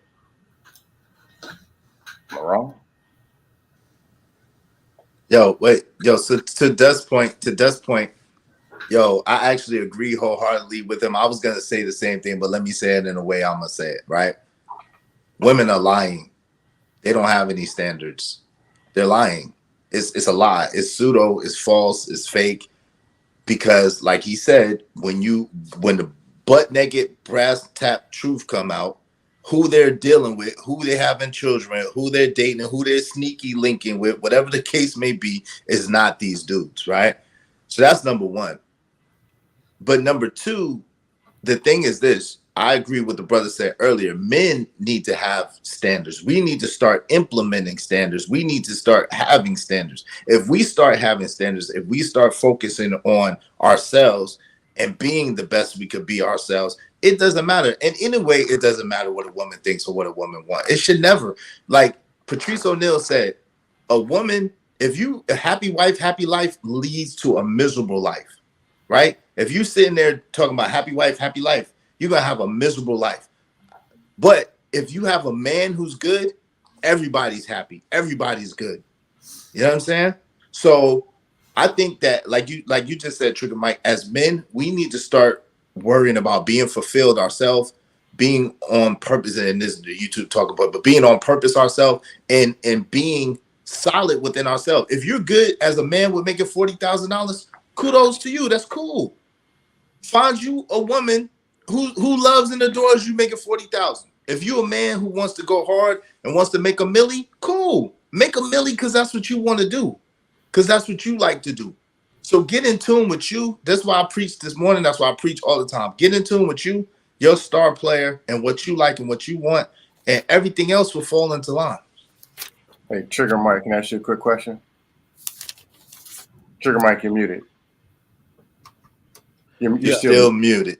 Yeah. Question is, are we good enough? Why is 99% of the conversation not about a wife, not about a quality woman? Man, you keep misquoting the question. It says men, we are enough. It's not a question. He's telling us. Modern woman, last hour. Why are they trying to be good enough for the very modern woman? They're already good enough, damn scam. They already good enough. That question went over your head. No, it didn't, scam. It's not. We're trying to be good enough. You're not going to derail very modern woman. You're not going to derail. Don't be Dustin, man. Come on, man. About a wife? Yeah. He talk about wife every day, all day, scam. And literally ask 10 questions a day. You don't even know what's in my questions coming up. CEO DMP, what you got on the topic, sir? On the questioning. Oh, anyway, y'all have been trolled. Y'all have a good night. Or good evening or afternoon, one of them things. It's morning time, man. Peace, man. Stay up. Trolluminati for life. Trolls win. Indeed. I'm gonna stop letting his ass up. You gonna wait to the end. Trolling the hell out of my show. Yo, do modern women have unrealistic expectations, or are modern men just lacking? I don't think that the modern women has unrealistic expectations for the simple matter that a lot of the things that they are asking for or expecting are materialistic, and quite honestly, according to my competency and capability, they're not even asking for much, little small things like something a child would ask for. You know what I'm saying? I think the men are lacking because like I said, there's so much more that we should be doing. There's so much more that we're capable of doing, competent doing, and we're simply not doing. Like even though this might not be exactly correct, the Emancipation Proclamation, like freed the slaves, this was like 1863. By 1920, we had Black Wall Street. So what the hell is our excuse? Like, what are we waiting for? I mean, we're not producing. You know what I'm saying? The things that the women are asking for, Birkin bags, houses, and all that stuff, man, I feel like we should be putting satellites in the sky. I feel like we should have our own damn land, our own damn nation, our own damn military. So what she's asking for, a bag, a house, a little certain amount of money, I feel like we should have a navy, an army, a military, a nation of our own. So I don't see their expectations being too high, and not at all. You know what I'm saying? Like I said, the standards, the men are lacking. And with all due respect, I love all the brothers and all the sisters on the panel. You know, just like when the sister came up there, PhDiva, how easily was one sister able to conquer 9 men? You know what I'm saying? That's lacking. We lacking, you know. And the dudes get upset about the woman. I'm not going to get into it, but I just had a woman get down on me. 7 years, used kids, tried to set me up in the court, stole all my intellectual property, tried to defamate my character. Man, I left. And I got right back to business, man. I didn't give a fuck about what she did because I got a mission, I got a plan. I didn't sit around complaining about no bitch. Excuse me. I didn't sit around complaining about no female, no woman, because I had a job to do. I had a mission. I had an objective. And to this day, you know what I'm saying? Other than what I just said right now, you ain't heard nobody online hear me complain about it. And she tried to take my life. She set me up to die. And I never once called anybody to complain about it. I left and I was broke. I was on the bottom.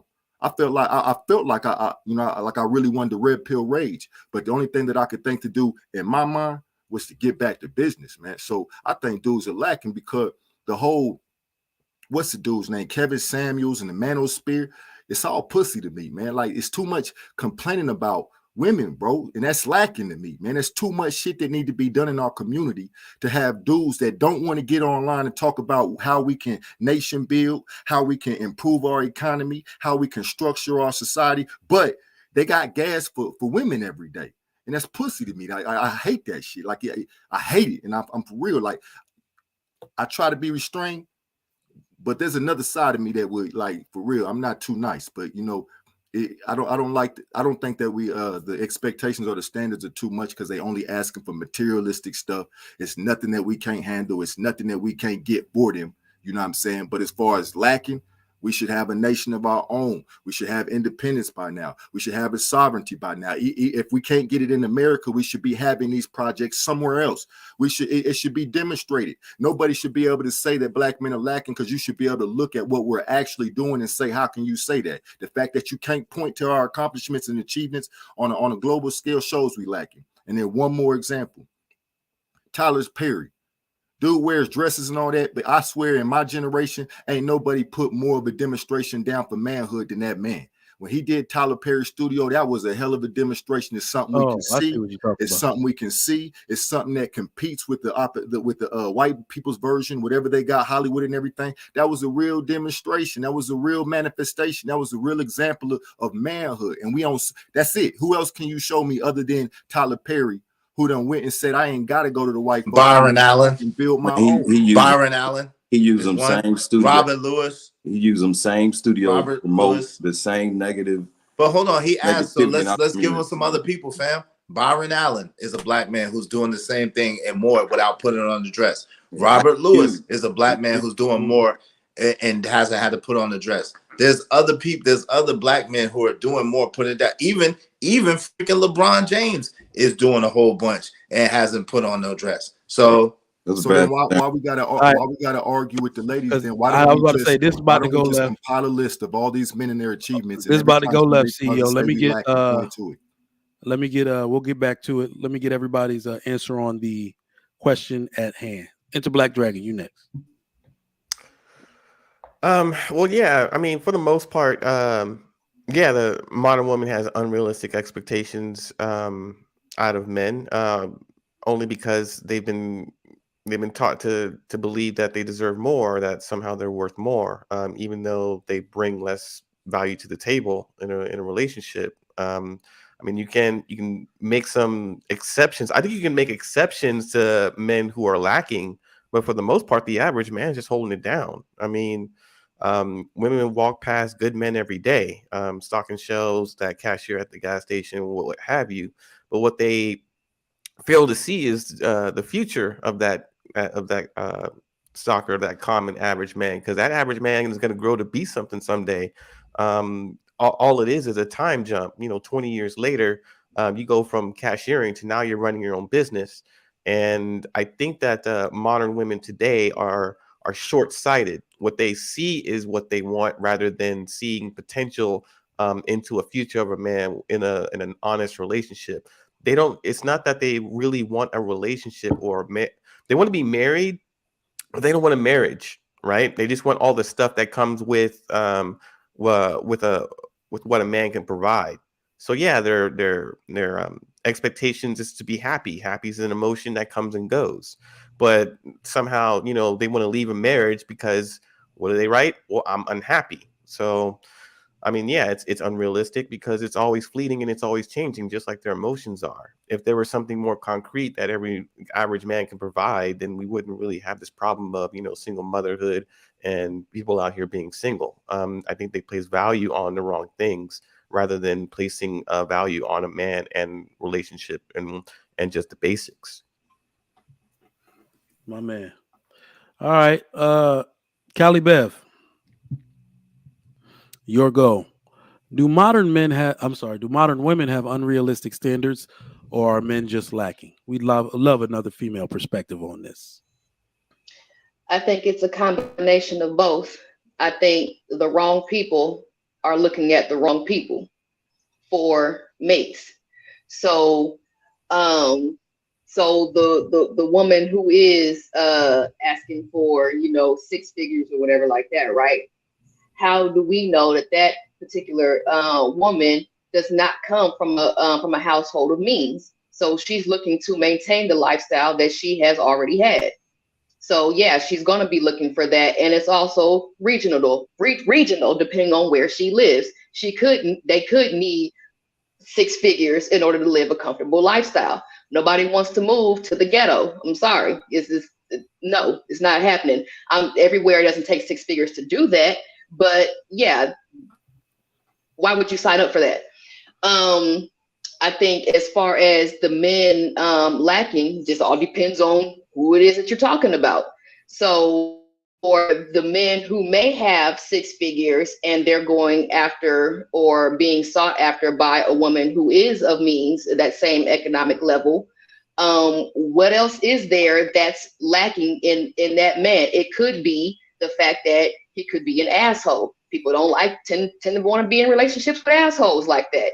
It could be that he is unattentive to what it is that she needs emotionally. You know what I mean? As far as hey, I want to go do so and so. I want to go out, date night or something like that. And he could be like, well, no, what do you want to go on date night for? We can eat dinner in the house type stuff. If those two people are not meshing, those personalities are not meshing, then it ain't going to happen. You know what I'm saying? So it just all depends on who you're talking to. Nobody is going to fit into one particular box completely all the way. So I think that these generalizations is mucking up the waters and ruining the conversation instead of people just going on ahead and taking people for who they are, making those choices based on that, both genders, and going on about their day. Yep. Appreciate the answer. I think everybody went on. Oh, G, did you go on this one? You there? No, I didn't give nothing. But all right, go ahead. Do modern women have unrealistic expectations, or are modern men just lacking? Peace to the channel. Peace to everybody in the chat. I think I follow you, Trigger Mike. I follow you, Cheeky. I don't know. I've seen Israel a few times on here before. I don't know if he's got a page or not, but I've heard you guys give. Yeah, it's in the chat room. My channel. But y'all have heard. Hey, Jordan, can you drop that again for me real quick, please? Yeah, all of y'all make good, and I put this in parentheses, logical points. Everybody on the panel does, but Israel, you've got, I don't know if that's biblical or religiously where you have your name as Israel first. I'm gonna imagine you follow some type of scripture, maybe. Nah, I love the example of Esau. At the same time, Israel, if you notice the way I spell it, is Israel. Israel Mills. So it's not biblical. I mean, it's a play on words. Right. But I do make deference to some biblical scriptures, and I do love the example of Esau. So your name's not Israel? You're just lying to everybody on the damn. Okay, fine. It's Israel. Israel. Israel Mills. Go ahead, fam. No, but to answer the question, I'm gonna go like what Callie Bev said. Yes, but both do. And the reason why we do is it's almost like we're trying to reinvent the wheel. That's the whole reason why I brought up or noticed that his name was Israel's another guy on here that had a reference historically to biblical scripture in his name as well. But the reason why I say we're reinventing the wheel, I believe in the Bible. I believe in the words in the Bible. As a child, I was told Bible stood for basic instructions before leaving Earth. Everything that we've discussed on this panel today and months ago, maybe a year, all those answers are right inside that book. It says in the scripture that a husband's supposed to treat his wife, because we're talking about boyfriend-girlfriend relationships. So in other words, we're trying to make some type of rationale of how we should treat each other as boyfriend, girlfriend, or in sin, because none of us are married. So we want our sinful deeds to turn out good. That's confusing to me. I don't get that. And that falls into the happy wife, happy life. Happy people exude happiness onto each other. You're looking for somebody to make you happy and you're not happy. What if they do make you happy? They've used all their energy up trying to make you happy. What do they have for themselves? So really, if a lot of us would go back to what the creator that I believe in, I don't expect everybody to believe in what I believe in or I know to be true. If we were just go back to, those basics and instructions before leaving Earth, all of this would be handled. The scripture says, well, love your wife like you love God. If you're married and you follow those directives, it's not going to be perfect, but that word can be the person in the middle that says, no, husband, you're wrong, or wife, you're wrong. She can say one thing, he can say one, and we go into that word. If both of us are equally yoked in that word, then that's who's going to make the decision right there. We don't have to come to all these different conclusions of, baby mamas and they no good because they ran through all these Pookie and names that white America gave us that we call each other. So all we do, like the one brother, not to call you out, CEO, you use Tyler Perry. But if you look at Tyler Perry movies, everything in there is directly the horrible things in our community. So I know where you were going with it is saying he's a productive black man, but what he's producing or what he's using his money, time, and resources to not make movies or TV series like he's got going on BET, where it's straight buffoonery. It's homosexuals and lesbians, infidelity, every horrible thing that we have going on in our community. He promotes it and he makes millions of dollars off of it, just like the white man. He emasculates and denigrates black men as well. Man, he made one movie that I know of that had a positive light on a black man, and he didn't even use I kind of go into this too as well. He used a black man from somewhere else. Not to say he's not a black man viewed in this country, but he's not an American black man. When you're an actor, I have a cousin that does plays. You got to get into those people. It's like somebody from over the lady that played Harriet Tubman. She's not from here. She don't know what the struggle was on this continent. So you can't really connect with that. I can connect with Harriet Tubman quicker than somebody in the diaspora. So it's just really is basic common sense. We really just trying to, like I said before, reinvent the wheel. I'm going mute. Let me get just one little shot to shoot back, and real short. Y'all missing the wrong things, y'all. Ain't like y'all personal attacks, and y'all worried about stuff that really don't matter. What you need to worry about is the man started from nothing, was broke. The man had a plan, pursued a goal, accomplished his objective, established himself, and then laid down like pyramid. He laid down something that he can leave behind, infrastructure, legacy. He laid something that will enable black people. We don't have to go through Hollywood no more. We don't have to go through these white agencies and bounce through their little tricks to get our movies out. He set up something that can be used by generations to create our own narratives, to create our own movies. Despite the fact he himself is putting little feminine movies out, he set up something that can empower all of us. Y'all looking at personal attacks against him, that's too well. I mean, this could be another debate. I feel like everything you're saying cannot be taken away from him, CEO. But I could make a strong case. I could give me 30 minutes to make this argument. I'll go on a 3-hour long debate of how he hurts the black community. And I'm with you. Yes, He's making money. Let me tell you where I'm coming from. I agree with you. He's making money. Hold on. Let me tell y'all where I'm coming from with this, man. This dude, Tyler Perry, he panders to women so bad. And the one thing I have, especially to your point, CEO, about men, you have an obligation to empower your brothers. You give men opportunity, we create families. You give women opportunity, they destroy it. All he talks about is women. I gave Taraji her first blah. He's doing that thing where he wants to be the man on the top of the hill with all women giving him praise. He don't look out for his brothers because they might want to compete with him. He wants to keep them low. Men do this a lot. Y'all better take heed. He wants to keep the brothers down here so he can have the praise of the women. He thinks he's a god. I'll give you 30 minutes of straight fire on his ass for that. But let's move on to Cheeky's question. Cheeky, you there? Wait, Cheeky dropped. Damn. All right. Let me get to the next question. Let's go with Cheeky's question because I want to know the answer. Go ahead, Rucker. You mind if I answer this question? It might be contrary to what everybody was talking about, though. Go ahead. What's up, JC? Hey, what's good? Israel? What's good, fam? What's up, CEO? Hey, what's up, Kylie? Hey, all right. So check this out. Women's, if it's unrealistic, I'm gonna say that they do have realistic expectation. But wait, I'll tell you why. They have realistic expectations because they already see some men providing that expectation to some women. They already see it. The unrealistic expectation is them not seeing that they don't qualify for that type of man that they're actually looking for that's providing for it.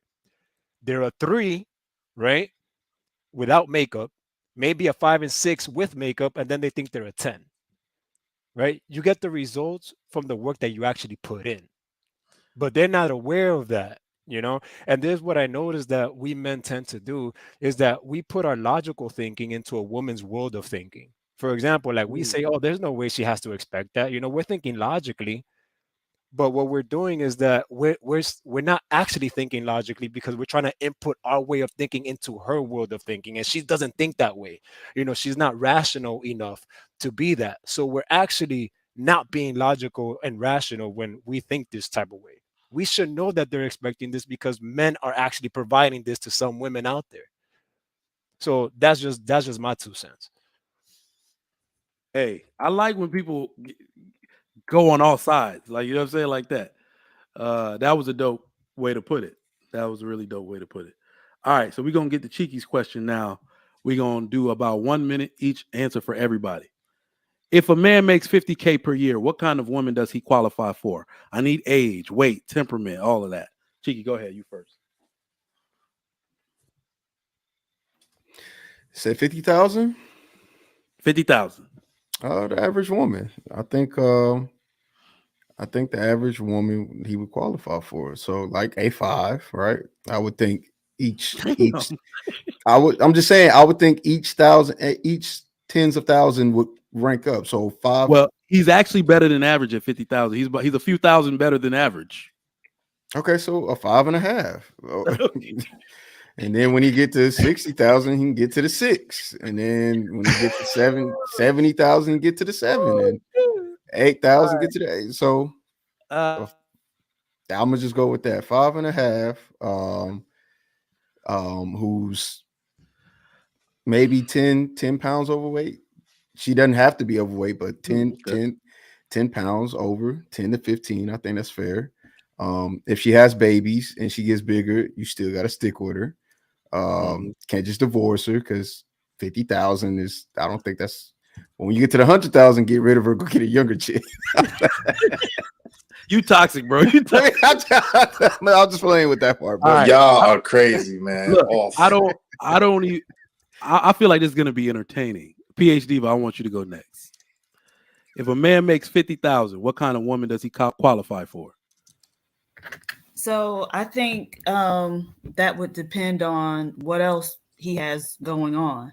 So if he is very attractive, then, you know, he might get a better woman than if he was just of average attractiveness or below average attractiveness. If he has a particular skill that, you know, a woman might appreciate. So if he's like good with his hands, can fix things, can build things, but he only makes $50,000, that woman, you know, he might qualify for a better woman than, you know, but if he's just, you know, somebody mentioned like the cashier at the gas station or whatever, making 50,000, average attractiveness, I think he qualifies for whatever woman would be willing to be in his situation with him. So, you know, if that's a 3, then he better take it. Got you. All right. That's crazy. 5.5, dog. Don't settle for no 3. Look, I thought you were about to go left, PhDiva, with the whole if he has a skill a woman appreciates. I was like, what you talking about? She was talking about that. She was talking about I that was too. like, I think she cleaned it up. I think she cleaned it up. I was like, what you talking about? Lay a pipe like Super Mario. All right. Who we got? Ruthless Truth. 1 minute or less. What if a man makes 50K? What kind of woman does he qualify for?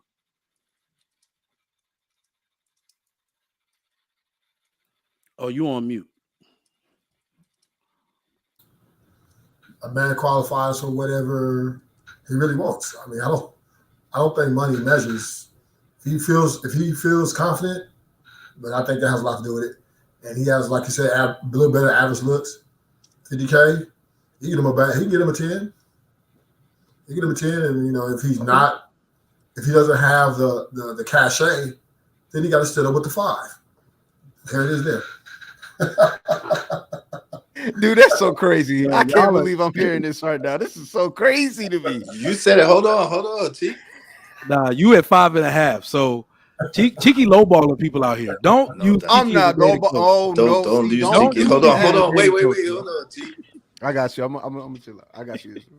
All right, Israel. So this is the thing, right? I Hey, said hold this. on. Y'all go around. I'll be right back. Y'all go around. All right, real quick. So my mentor one of my mentors told me every station in life is temporary. That's warning to the rich and encouragement to the broke, right? And so what I would say is this: a dude that makes 50K should get whatever type of woman that he wants. You know what I'm saying? It shouldn't matter if he got 50K or if he don't got 50K, right? It's about how he carries himself, what kind of leadership and guidance, because 50K could be the starter for him. He could be a dude that made 50K right now, but end up making 50 million. It don't matter, right? Then, not to mention, 50K goes a long way in some of these other countries. Typically, 50K, he's not going to end up making 50K like 50 500,000 in some of these other countries. So I'm done. I can't. Right. Cheeky, man. No, man. Next is my brother CEO. Go ahead, CEO. Cheeky, stop, man. I'm basically bouncing off of the same thing you said. Yes, sir. Money don't got nothing to do with what a man can get. It's his competency, it's his capability, it's his education, it's his skill sets. You know what I'm saying? That's all it depends on. The whole money thing, that's capitalism, that's materialism, that's America. But ultimately, you know what I'm saying, that has nothing to do with it. Like, I wouldn't give a fuck if I was dead broke. I can get any woman I want. And it's not because of looks or because of confidence or, you know, cockiness and nothing like that. It's because when I sit down with a woman, I wouldn't care how much money you get. She gonna like me more than you because of the things I say, the things I'm able to teach her, my guidance, the way I hold myself, what I'm able to do, what I bring to the table. Shit, I don't give a fuck if you got $1 million. I could have zero and be broke living under a bridge. I'm gonna take your girl. You know what I'm saying? So that's just how it is. Yeah, you gotta take their girl. You gotta take cheeky girl. You gotta take cheeky girl, not my girl. You know, it's so crazy. You gotta take cheeky girls. Hypergamy don't exist. Hypergamy don't exist. You never heard me say nothing about no hypergamy, cheeky. Never in one conversation. I would have loved to have a conversation with CEO in person at one of the Lapeef meetups. I don't want to meet you now, bro. I ain't bringing my wife nowhere near you. Like, take your girl. Like, what? Everybody say that. It ain't like that. I don't mean it like that. What I mean it like this is, let's say you worked and you got 50,000, 100,000, right? And you sit at the table, okay? And then I'll never be that broke. But let's say I'm 30,000, 20,000, whatever. I sit down at the table, right? Now, fuck the money. She can't see our pockets yet. Let's just conversate. Let's just talk. Let's just share our ideas. She don't like me more than that dude with their money unless he really got it. She don't like me. That's what. Yeah, I mean, I was joking, but you definitely they like the game. They love game. Yeah, and they really love game. They love vision, man. They love vision, and the man that's on purpose and got a plan. They love like Mr. Rich said it. They love a smooth talking brother, man. They love. But no, more than that, Trigger Mike. They love a man who able to cast vision and plan and able to prostrate what he's talking about. Let me tell you what I told this to somebody. I swear to God, I said this to one of my homies who has a black wife. He white, and he had said something. He always makes jokes about me smashing his wife. My wife know this because he has that. I said, will you stop saying that? That's weird as hell. But I was like, I know what you mean by it. You know she like the way I talk. You know she think I'm smooth because I'm naturally this way. Now go out there in a world of black men. That's how inadequate you go feel. I was like, they love smooth talking brothers. I don't even know how a black woman can get with a white man and just act like one day she not just gonna be around a bunch of black dudes like, this was supposed to be my life. Hey, Cheeky, you funny. Cheeky funny in the chat. Listen. Hey, yo, Mike, Cheeky funny in the chat talking about y'all swear y'all pimps, but when y'all go to a meet up, y'all be folded up like lawn chairs. Bro, yo, you never see me at a lawn meet up. I haven't been yet. Ain't nobody folded up. I can see it, Cheeky. I can see it, Cheeky. Y'all are not listening. I can see it. This is not a shot at CEO. It's not, because I don't know the man. But I've seen people in them comment section typing hard, and then when they got to the meetup, folded up like bing, that's if you put it on a pedestal. If you ain't thinking about it, you ain't thinking about it. So I got to see this myself. This is the third time I've heard it on King Talk. They were talking about somebody. I don't know who it was. They were like, dude was all game, and I got game, and got to the meetup, was trying to tap chicks on the shoulder. They were like, yo, I was like, that's but this is the way. no, Hold on, this is the thing though crazy, too, yeah, Mike. man. Mike. You That's might see. Listen, you might be in a setting, right, with chicks that everybody think is bad, but they're not appealing to you. Like you ain't even thinking about them. Like so that happens too. So it's not just because you got game that you got spit game at chicks you don't even like or not even interested in. You know what I'm saying? Let me make one comment real quick. Okay, so let's take women out the equation. All right, so I got my degree in information technology in 2013. All right, I moved out to Portland, Oregon. Went for more education when I got my bachelor's, OIT and stuff. But I started working at Portland Community College, largest community college out there. Now here I am, somebody just got an associate's, and I got into the IT department. I'm working with white men and stuff, man, solid careers and everything. They're intimidated by me. Why is that? They got the jobs, they got the position, they can get me fired. Why are they intimidated by me? Because money ain't got shit to do with it. They saw skills, they saw intelligence, they saw somebody who was ambitious. You know what I'm saying? Like this ain't got. They saw women swag, see the man. same They also thing. see swag, man. They like the way you talk. They like they see the effect you have on women. This is really why I say, like, a lot of people put race into things. I said, man, it's fear. Sometimes, like, these people they fear you in all kind of ways. They, like black men, they fear us in all kind of ways because of the effect we have on women naturally. There are women that aren't even allowed to mess, from certain ethnic groups, that aren't allowed to mess with black men. But it's simply because, but when those ethnic groups of men see their women around us, they get intimidated because they know no matter what ethnic group you from, all women want to have. We are the most sexually desirable men on the planet. Even if they don't want us to marry, they want to do one thing at least one time with us, at least one time, and all men know that. It's like penis envy, isn't that what it's called? Yes, sir. It's like, damn, I ain't do nothing to you. You don't got it. That's why my homie keep making fake jokes about me smashing his wife. It's so weird when he does that. Like, chill, bro. Chill. So you're saying in a department where there were no women, 5, 6, 7 white men, their problem with me, the fact that I was running them under the table, the fact that I was getting, kudos from everybody, man. He comes through, he gets the jobs done. We like the way he do. It wasn't the fact that I was more competitive, more capable, more competent. You're trying to say that the whole time they were just thinking about my dick. Well, I'm saying of the black planet, brother. Hold on. That has part to do with it. So this is the funny thing about black prominence. Anytime black prominence makes any other ethnic group feel inferior, it's something that wasn't supposed to happen. So the difference between like black poverty and like white poverty is that white people think it's not supposed to be happening to them. So anytime they feel overtaken in any way by somebody black, it literally makes them feel inferior. More inferior than if an Indian man does it, more inferior than if an Asian man does it. Because it's like, whoa, what does it say about me if a black man can overtake me? It's like a special kind of dig. Right. So, yeah, it all has everything to do with it. But when you don't understand, I'm saying that a lot of people don't know, when you don't understand what you've done and you can't quantify it, and they even smile to your face, I'm telling you, sometimes it's penis envy. More often than not. Just penis envy. That's it.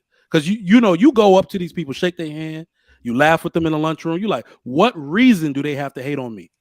As a thinking and feeling man, you do that a lot at work. I do it. Like, what reason do they have? I'm cordial with everyone. It's that penis envy. And it happens most when women are around on the subject. All right. Enter Black Dragon. What's yours? 50K. Okay.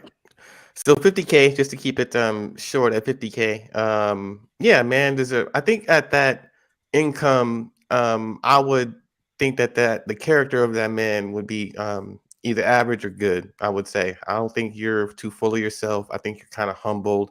I think you're centered. I think you know what it means to not only make a dollar, but how far that dollar can go. Right. So I think that at 50K, you're disciplined, but you can still have ambition to achieve more at that time. So I think the woman that man deserves to get is, someone pretty much, to sum it up, a good woman. I mean, an average man does deserve a good woman at the end of the day. He doesn't deserve a gold digger. He doesn't deserve someone who's masculine and just shames him all day because of his money or his education or or the limitations to which he can provide and things like that. So even if that means that he can take that income and get himself a passport and then go to another country to find himself a better suitable partner, that man making 50K deserves a good woman. When you start getting to the upper income bracket, then you're talking about a man who probably has more options. Not only does he deserve a good woman, but he might have more than one good woman. He may have 2 or 3. But yeah, when you're talking about an average 50K man, 50K a year kind of man, yeah, I think he deserves a good woman. Respectful. Hey, Trigger Mike, we got to take into account that different men have a different image of what beautiful is. Like everybody does not have, and that's why, these conversations about overweight, what's overweight to one man may not be overweight to another man. What's big to one man may not be big to another man. So, I've never ever said these conversations about, you're fit and this and that. Like, that's just weird. Like, everybody don't like the same thing. Everybody doesn't like the same type of woman. All right. So what you're telling me is, because I'm gonna call Cap Israel. So what you're telling me is Lizzo is a dime piece to somebody. To somebody, yes, Lizzo is a dime piece. Hell no. Trigger Mike. He might be a dime piece to her Beyonce. Wait, hold on, Calibeb. Hold on. Have you ever heard the saying one man's trash is another man's treasure? To Lizzo, somebody is. Listen, but I don't dig Lizzo. But I guarantee you, there's somebody in Lizzo's DMs, and she even said it. She said Drake was in her DMs, but she even said it. There's somebody that is sweating the shit out of Lizzo in her DMs. I guarantee you. I'm willing to bet big money. She wouldn't have that big confidence if there wasn't. If there wasn't, I wouldn't do it. But there's somebody doing it, fam. There's always some simp gassing her up. I promise you, her confidence is fake. It might be fake. But when I say, wait, hold on, fam. It might be fake 25% of the time. Hold on, fam. It might be fake, but what I'm telling you is there's somebody that like it. There's somebody that like it, bro. So there is a certain threshold. I'm not even gonna say it's just weight. Lizzo's just a come up for somebody, bro. Bro, that's not necessarily always true. There was somebody that liked it, man, too. There's somebody for everybody, Trigger Mike. Somebody like that for real. Men can be extremely shallow on this too. Half the battle on Lizzo is not just what you like, it's what you have to present to the world. This is why most Fortune 500 CEOs are married and their wives are sometimes. But bro, wait, I hate that. Listen, on Trigger Mike, on most of the things that you say, I agree with you, but I hate that talking point because that's not necessarily true. Guess what? Some of the most women that women are the most attracted to, the dudes that the women are the most attracted to, a thing, they got regular looking wives, bro. Look at Denzel Washington. Listen, bro, hold on. Look at Denzel Washington. Look at LL Cool J's wife. Yes, she has a little bit of weight on her, fam. That is different. I'm telling you, bro. Was she like that when you met her? Bro, I don't know. What I'm telling you is this.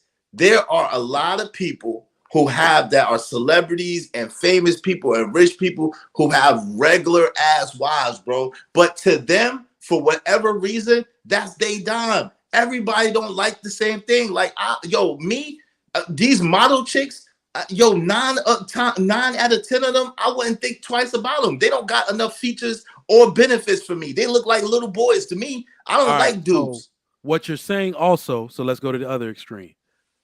Beyonce and Kelly Rowland are ugly. I know. Come on, don't do that. A certain group of men.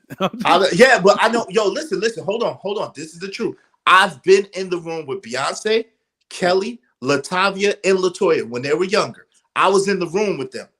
I was the only one talking to Beyonce. There was 7 other dudes in the room that was talking to Kelly, Latavia, and Latoya. At the time, Latavia and Beyonce were built like grown women, but Kelly and Latoya were built like little girls that looked like they didn't have no features, no benefits. But there were dudes that was talking all over that was like, they was jumping over Beyonce to get to Kelly and damn Latoya. Let's use the median mode model here. There is a median standard across all because it has to go into what we want for nature. But Mike, you didn't hear me. Mike. Hold on. There was 15 dudes in the room. Listen. There was 15 dudes in the room. I was the only one talking to Beyonce. I know. That was nobody else was talking to her. The Beyonce thing is bad, but this is what I'm saying about the nature thing. There has to be a median standard for what all men, at least in small part, want. Because if I'm when we have a first baby, 31 years old again, and I have Beyonce, I got all of these women from great, 10s to average. I'm not gonna go choose with no kids, knowing that I want kids. I'm not being like Lizzo, let's get it smacking so you can have that baby. She's a high risk pregnancy already. My nature gonna tell me that. But Mike, that's you. But listen, everybody don't like the same things. What I'm trying to say, like, all of them was cute. Listen, what I'm saying, all of them was cute. But I didn't look twice at Kelly or at Latoya. They was not. I was not looking at them at all. And they was cute girls, but they were not. They didn't have no features, no benefits. To me, it was like And I looked at Latavia and I looked at Beyonce, and I was like, yo, and that was before she was Beyonce. That was before she was who we know her to be today. All right, we're gonna agree. We're gonna, you know what I'm saying? Agree so I can read these super chats. All right. Talk about Lizzo cute to somebody. I can't believe you. She is, fam. Marriage, politics, and sports. And no, you know what, Mr. Rich, you said it. Black men have low standards. Yeah. Wait, isn't she with a white dude or is she with a black dude? No, that's Precious. Precious with a white dude. Gabrielle said it, see the baby. Yeah, she's with a white man. That's an old. This is an old one. That. Marriage, politics, and sports. We don't feel it. We know it. That's indeed. That was based on your first question. Long time. Yeah. Hidden gem, $5. Just showing love. Appreciate that. Granville, donate to the Old Hands Funds. Forget you. Granville again, Bruiser up here looking like a professor. He sure was. Terenzo Jones, $5. Psychological and social engineering via indoctrination at its finest and ugliest. And we all know this by now without creating excuses at all. Oh, my. Bathshua, thank you for the $5. The way that we as Black Women Collective treat Black men is sickening. We've got to do better. Thank you for your accountability, sister. Chicago Rilla, $20. Appreciate that. I will keep cooking. I'm actually pretty hungry right now. Dario Duplin, $5. 64 degrees in NYC, indeed. Paw Trigger Mike Granville. When I see you, boy, it's Terenzo, $20. Courts and governments aren't the parents of our children. Our people are being played psychologically in this very system we all need to get away from. Psychological and social engineering via indoctrination is killing us. But hey, very true, my man. Cheeky, hold it down for the youngs. He will. Talk about 5.5. Maybe y'all standards too high. Maybe that. Or hold on, wait a minute. Trigger Mike. We can't do the 5.5. My 5.5 may be Zendaya, and yours may be somebody different. It's in the eye of the beholder. No. Listen, I got a response for that, Cheeky. I'll wait my turn though. All right. PhDiva, what's your game, sis? I think she would talk about the terrorism you were exacting earlier. All right, time out. $10. I think there's a lot of men and women complaining because they themselves may not be someone that should be in a relationship. Some people just need to be left alone or behind. A hard head make a soft behind. This is true. Heard it many times. Sophisticated jerk. What's going on, my light-skinned brother? Modern women don't have unrealistic expectations or standards, rather. They have unrealistic talking points. That's a very true statement. JC, I think that's word to what you were saying. Bathshua again with $5. Thank you, ma'am. My husband is 5'6" and doesn't make six figures, but he gets a wife that cooks, cleans, submits, supports, and give him peace. I don't even have a fire emoji. Hey, send your anybody else that's single from your camp, please send their names over. JD Carter, $10. We gotta get these young brothers on the panel. She need to be on the panel. I need you to send a 5.5/7.5 to Cheeky. He only qualifies for a 5.5. Yeah. Nah. He said he does. He said his 5.5 may be Beyonce. Who knows? JD she's not all that good looking to me. Give me her. See? Yeah. I think that's her natural hair too. That's what's crazy. JD Carter, $10. Two things can be true at the same time. That is true. I appreciate the super chats. Everybody. Who hasn't gone on this? Enter Black Dragon. Did you go? Yeah, I think I would. JC, go ahead. All right. So Cheeky, check this, bro. Listen, a guy that's making $50K, bro, he can't just settle with a woman that's a 3 or 4 and most likely probably overweight. Like she's or 5, even a 5. Because some, and you said, we're 10 pounds overweight, maybe 15. I don't know, but look, she's one diabetes diagnosis away from that man losing all his 50K to medical bills. Like, real talk. Like it's crazy because, if you're a hardworking man, if you're a good man, if you're a handsome man, then your standard should be whatever the heck you want. Just count the cost, of what it is that you want. Know your risk and what it is that you're looking for, and you have to weigh out the liabilities and asset ratio with the chick that you're going to be dealing with. Like, real talk. Would you advise that to women? Like, if you're a good woman, and you just a great woman, submissive, cook, clean, and everything, but you just a 5 in the face, would you recommend her shoot for the 100,000 guy? Hey, look, she's putting in the work to become, a little bit higher than that 5. So I'm gonna say yes, right? Yeah, you sound like a yes. Yeah, that's it. Okay. If she's putting in the work in her beauty, if she's putting the work in her beauty, then hey, she can go for it. But if she's not, then hey, don't request something that you know that you're not gonna get. Wait, so if a man, so if a man not putting in if a man not putting in the work financially, then maybe he should, the same thing apply. But why do y'all think it's all about looks? Though, wait. Why do y'all think it's all about looks in a woman? It's way more than looks in a woman. Listen. Looks is the least common denominator for a woman. No, wait. I said a hardworking man, right? That 50K is not gonna be 50K when as time progresses. He's a hardworking man. You know what I mean? And she's not gonna be a 5. She gonna get worse, so she might as well shoot for the highest, right? Hey, Cheeky, don't you know no matter what your woman looks like that? Listen, hold on, JC. Cheeky, don't you know that no matter how good your woman looks, there's times that you're gonna see her where she don't look as good as she normally does. She's not gonna always be pretty always. So going after looks is the silliest thing I've ever that's crazy. As long as she's attractive to you, that's all that should matter. You don't need no dime. As long as she looks good to you. Israel, we don't necessarily get worse. Some of us go in reverse. Listen, a beauty. Yeah, right.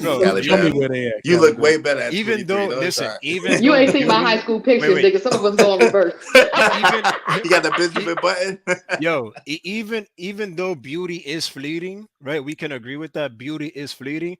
It still plays a part in a relationship. You want to be turned down by the woman that you got.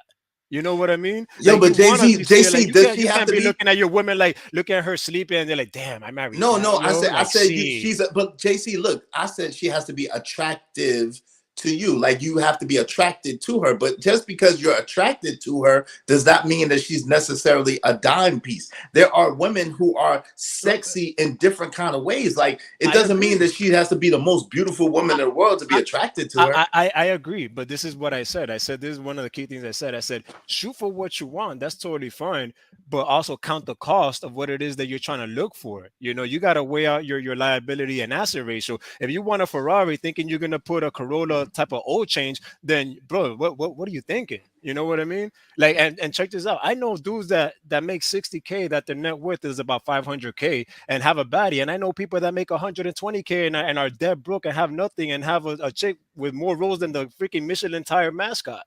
Yeah, but you know what I mean? Like, but let me ask you a question, JC. And I know you're married, so I'm not gonna make it too crazy. But I'm just saying, like, at the end of the day, right?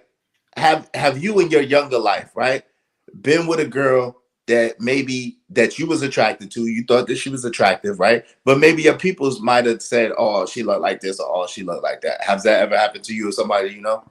Nah, not with me. That's your 5.5. He just always get okay. I got no. Hey, no. But no, check this out. Check this out. Because like to me, beauty is objective. It's not relative to people. To me, I see beauty as objective. When you see something that's beautiful, do you mean subjective? No, objective. When you see something that's beautiful, when you see a beautiful woman, you know that's a beautiful woman.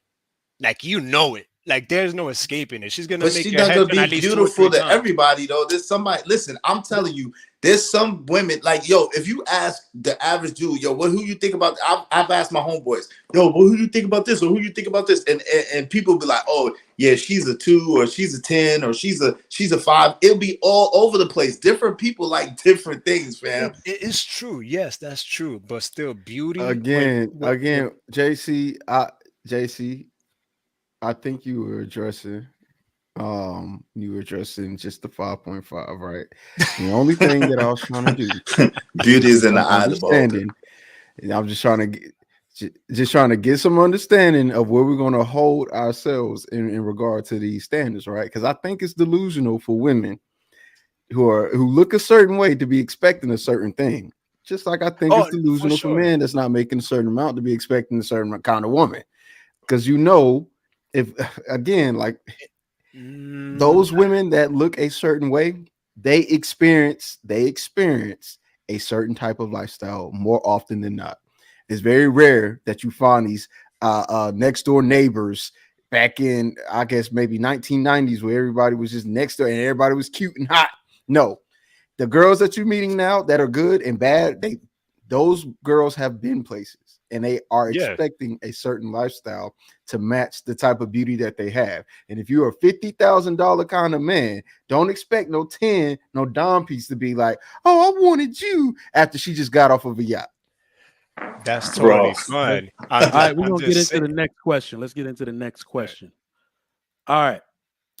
Name 3 things that distract young men from their purpose in life.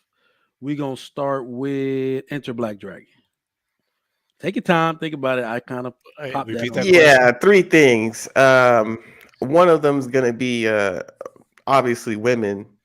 The second is could be lack of purpose, and the biggest distraction is probably technology. That can be video games. That can be something that you do that just takes up more of your time than you should. I mean, now getting older, I think you value different things. You're able to play less video games, get less screen time, get into more books, get into more reading, writing, get into more talking and interacting with people rather than being distracted. I think that's also an age thing too. So yeah, youth gets distracted a lot, but once you get older, you start to wake the hell up and pay attention.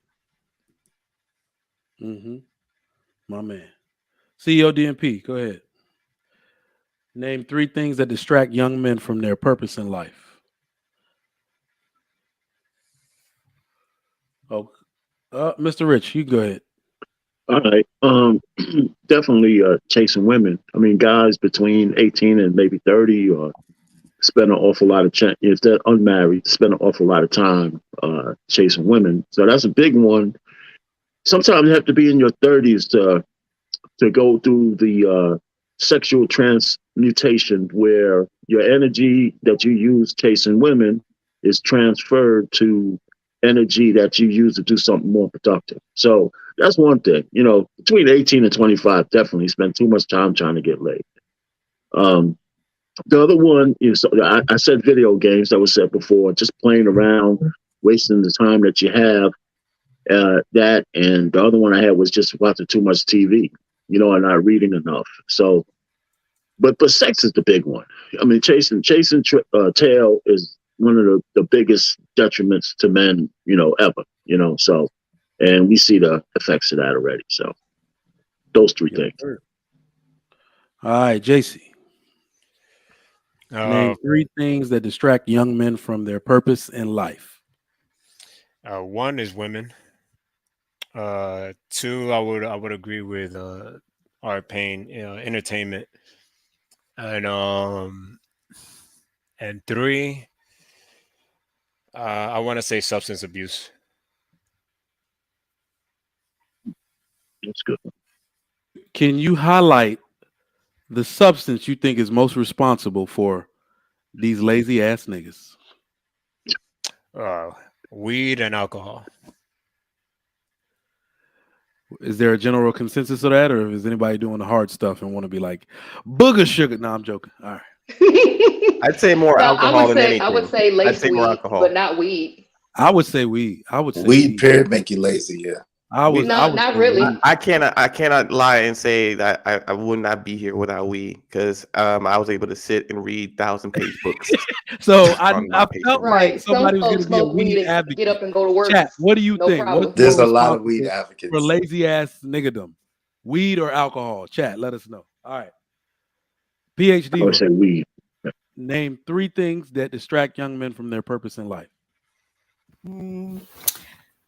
First, I think the general black male culture distracts men from their purpose in life. So the glorification of violence and substance abuse and chasing women, I think all of those things would distract black men from their culture. I mean, from their purpose.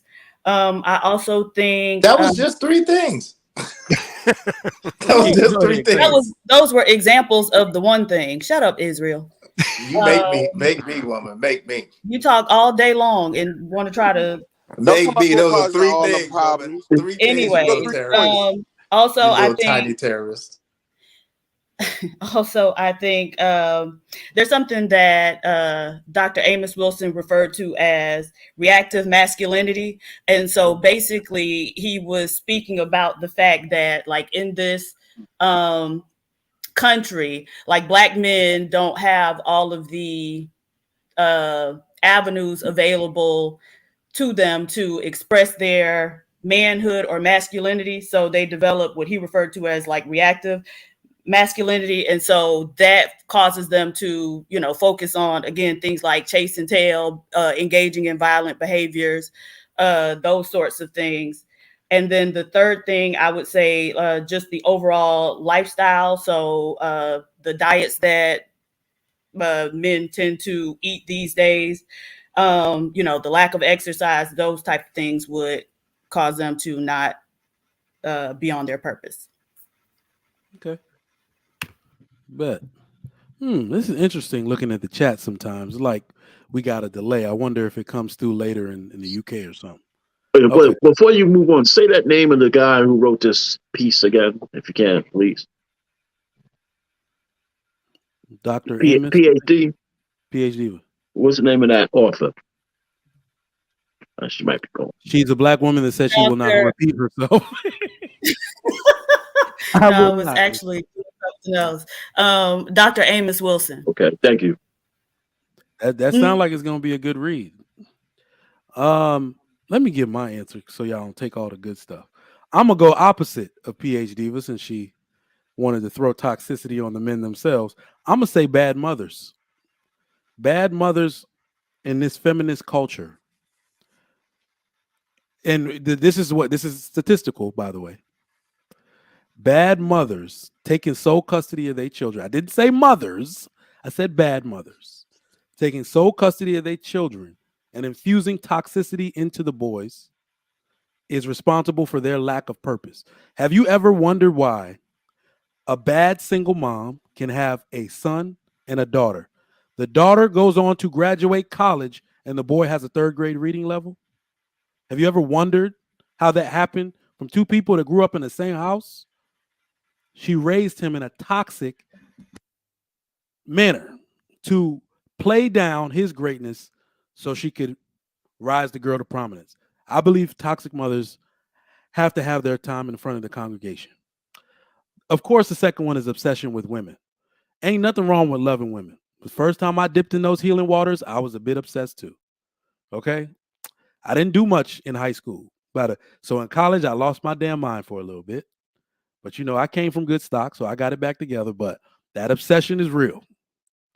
It is real. And, of course, if you don't stop doing it, something going to come of it. And it's probably going to cry. The other thing I think distracts young men from their purpose, I believe, is false purpose. That's why we got all these damn rappers. That ain't your damn purpose. Get your ass out that damn studio. Because this is the thing I want to highlight about all these young rappers. I see your work ethic. Some of these dudes are in the studio 16 hours a day. They cutting records, they engineering, they're doing all this type of, they're actually working. So I don't let anybody say they don't have work ethic. I even wrote rhymes at one point in my life, and I was nice. Don't you dare. And anybody want to battle me, we could go at it. I was nice. You got no damn business. You got no damn business. We'll see. But false purpose. You can do this. Let me tell you what the Africans do. If I couldn't go to my daddy say I was going to be a rapper. I'd have got stomped in the damn floor. All right. So you do whatever it is possible to sustain yourself while working on your rap career on the side. All right. You know you got to get through the day-to-day. I ain't sleeping on no damn woman's couch to fund my rap career. I'm going to do whatever I got to do on the day-to-day, and my rap career is going to be overtime. So a lot of these dudes have false purpose where they think because they like something, because they see themselves as something, that's what they're supposed to be. Some of these dudes that you'd be like, all right, spit for me. We know they ain't got no goddamn business continuing that song, much less a whole rap career. Okay? So false purpose distracts a lot of young men. The one thing I'll tell you as a solution, because I don't just want to disparage you, what you need to do is take inventory into the things you actually good at that no one glorifies. Everybody, I have not known one person who makes a large amount of money at something. It doesn't matter if people recognize it or not. That is extremely efficient at it to the point where they're the best in that group of people that they don't thank God for that skill they got. If you're an electrician, be the best damn electrician. You actually can make hella bread in this gig economy. Thumbtack, Fiverr, all of this stuff. You making super bread. Then you hire other young electricians around you. Now you don't even work on buildings. Like those people never be like, I shouldn't have been an electrician. No, they use the skill, the trade, and the business prowess to create something substantial for themselves. Then they go work on their rap career. That's all I got. Callie Bev, name 3 things that distract young men from their purpose in life.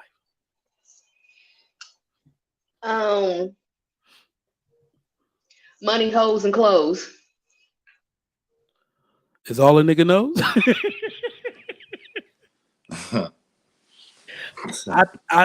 Hey, clothes is actually, clothes. Hey, that's look, we nobody was gonna say it. I think that's a good one. This like trends. I think it's like following trends is more like but that's a big one. That is a bit keeping up with the Joneses in that way. Yeah, true. Look, I think somebody is saying, yeah, because now now everybody's dressed the same. Everybody look the same.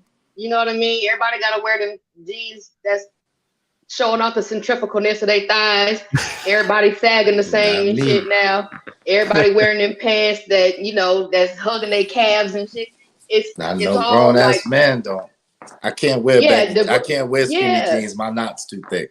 And I'm wearing the suits grown now, men that running around here looking like what's that dog? The UGA mascot, the bulldog. They look like bulldogs standing up on tools because they got that pot belly and they got that shit tight around their damn waist, sagging a little bit, and it's all tight up around here.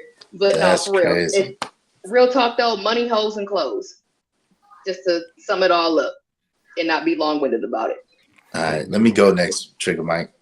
So yo, I was summing up women. Nah, I'm just kidding. So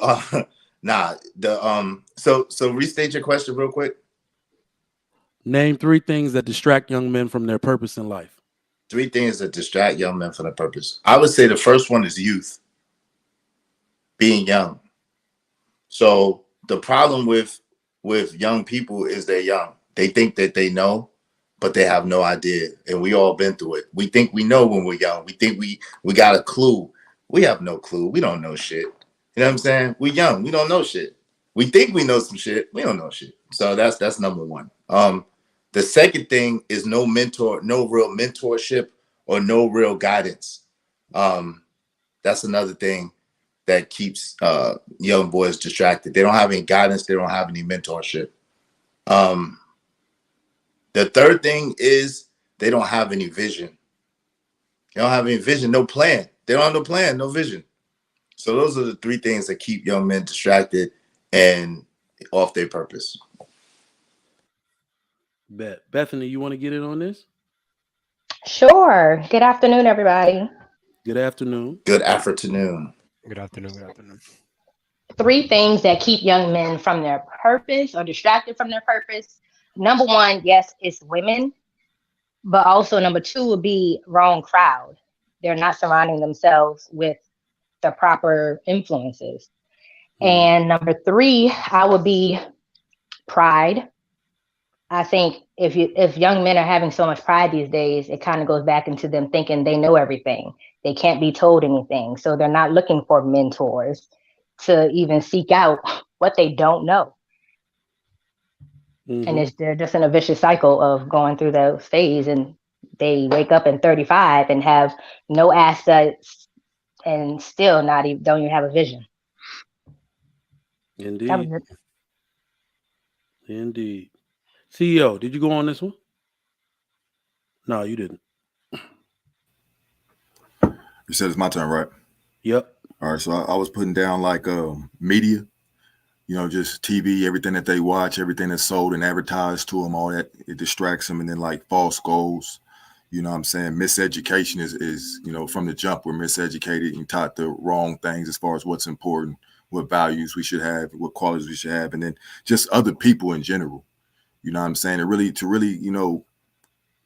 pursue your purpose and, accomplish that, you know what I'm saying? You really got to find solitude. You really got to be independent. You really got to think for yourself and determine who you are and what you want in life for yourself, rather than through others, through peer pressure, through what your mom said you should be, through what your dad was or wasn't, and everything. So other people are the biggest, things that distract young men from their purpose in life. Indeed. Yeah, and the environment too. The environment, oh, yeah. Absolutely. Environment. That's a big one. Look, the environment stuff is so big. I feel like that's what got a lot of people helpless, right? Because I get upset. Well, not me, but I feel like there's certain people that want to take kids off of other people's hands, like sisters, to be like, I just got to get this kid out of this environment before this age, right? But then you got all these custody agreements and whatever, and they'd be like, if I could just get them out of there, they wouldn't be exhibiting this behavior, or it wouldn't spoil them into adulthood. So I agree. Environment is a huge one. All right. Next question. Everybody went on that one? Wait, did Cheeky go? Did Cheeky get to go? I don't think Cheeky answered, right? Oh, Cheeky, go ahead. No. I think most of the answers were taken. I was just gonna say women, pride and ego. I think they coincide, but they're not the same. Pride and ego. I think pride is what prevents young men from going to other men, right? Because I don't care what nobody says. As a man, you got to struggle to be better. So a part of you don't want to tell people that you're struggling. Part of you just like, bro, I'm gonna figure it out. But there's certain things that just come about that you just don't know how to handle. And when you don't know how to handle those things, you don't tell nobody because you can't be weak. You got to be. Trauma makes Trojans. No condom. But what I'm saying is that's what you want to grow up, and you want to be stronger than everybody around you. And so you don't tell nobody what's going on. And that's the pride. The ego part is when you down bad. I was down. I've been down bad, and all I had to do was call my pops, and I just didn't, because I was like, I got to figure it out. Like sleeping in the car, unnecessary, but totally worth it in my head. Being out and about, him not knowing anything about where I'm at, just trying to get it out, get it how you live type deal. Unnecessary, but you feel like it's part of being a man. So the pride and the ego, that's something that'll ruin you if you're not careful with it. Let me, because you brought up an interesting point. Those three things that you said, it made me think about something, because women, like I said yesterday, will use the term male ego a lot. And, it's a bad thing when men have a lot of ego, of course. But then you said pride, ego, and what else? It's so women pride. Think about it. Who knows that stat? Because I don't know it off the top of my head. Only a certain amount of men are getting booty out here anyway, right? In the like they allege it's only 20% of men that get booty. That's what they allege. Men haven't had sex in a year. Have you ever noticed that the men that have all three things that Cheeky stated, these are the men that get all the women. The men that I know with ego, they not no incels. Incels don't have no ego. You see what I'm saying? It's like, so I'm trying to think, if only a certain group of men have those problems distracting them from their purpose, Because yeah, the average dude like that just don't get no ass, no woman paying him no attention. He don't got these issues. So what's distracting that dude from his purpose? He's still worried about how to get women. Yeah, he's still spending worried his about how time. he could get women, and he's That's right. distracted by the obsession to get It's with a still woman. women. So it's still women pride and ego with that as well, because it's just the ego is bruised because not having a woman to most men, because how men qualify success, especially in the hood, how many hoes you smashing, all right? How many hoes you got on your phone right now? All right, if I called you right now, or if I licked your phone right now, how many women am I gonna be able to see? And men know that. And then the pride part is like, you know, it for somebody to confess to be a incel, they pride is low. All right, they self is like, who gonna admit that? No, I'm not trying to laugh but at you're them. right, It's just, Cheeky. You're who right. Matter admits of that? fact, it's not only that. A man who truly thinks that he can't approach any woman, it manifests in different ways. They could become violent. They become withdrawn. It shows. There's all kinds of things that happen to guys who can't get laid. You know, they're withdrawn. They're probably not good workers. I mean, who knows what happens to a guy if he's never been able to get sex? Violence is all they got left. Yeah. Violence is So all they got left. And that's another thing. That's the one thing women don't have an issue with. You could be Lizzo, you could be anything. If you want to go get laid, you can. There's always a taker out there. Mr. Rich, Cheeky is a self-professed virgin, by the way, just in case you didn't know. Seriously, dead ass. No, dead ass. Like, I know we don't meet them very, very, very often, but we are blessed. So sometimes by choice, the jury, right? Wait, hey, Trigger Mike. Sometimes the jury is out on that. We're not 100% sure. Sometimes he give us signals like he might be lying, but then a lot of times we believe him. Yeah, but if he could be self-professed, but at least somebody offered and he turned it down. Yeah. Sometimes that's all you need. Sometimes that's all you need. Down before I know. Oh, by the way, the hardest thing I ever did was turn down some trim. That's it's one of the few. Well, what I'm saying is like, who? I don't understand why who would admit to that and then just be lying about that. Hey, listen, it's a good angle. It's a good angle, man. It's some good game right there. That's some great game right there. I got a whole meeting they throwing it to you by the pound. I can't be out here saying people will lie about anything and not say somebody will lie. No, hold on, wait a minute. Not saying you lying, Israel. Somebody will lie. Israel, I'm gonna do a show, but women don't want virgins. That's not true. I've got stats to prove it, and they come out for it. They don't want that. I'm telling you. Wait, but Cheeky, you telling me I've seen at least 6 women. Wait, Cheeky, hold on. I've seen at least 6 women on these panels be like, "Yo, Cheeky, what's up?" I've seen at least 6 women throw it to you on these panels. It's the internet. So you telling me in real life no woman has tried to deflower you? You slide his ass up.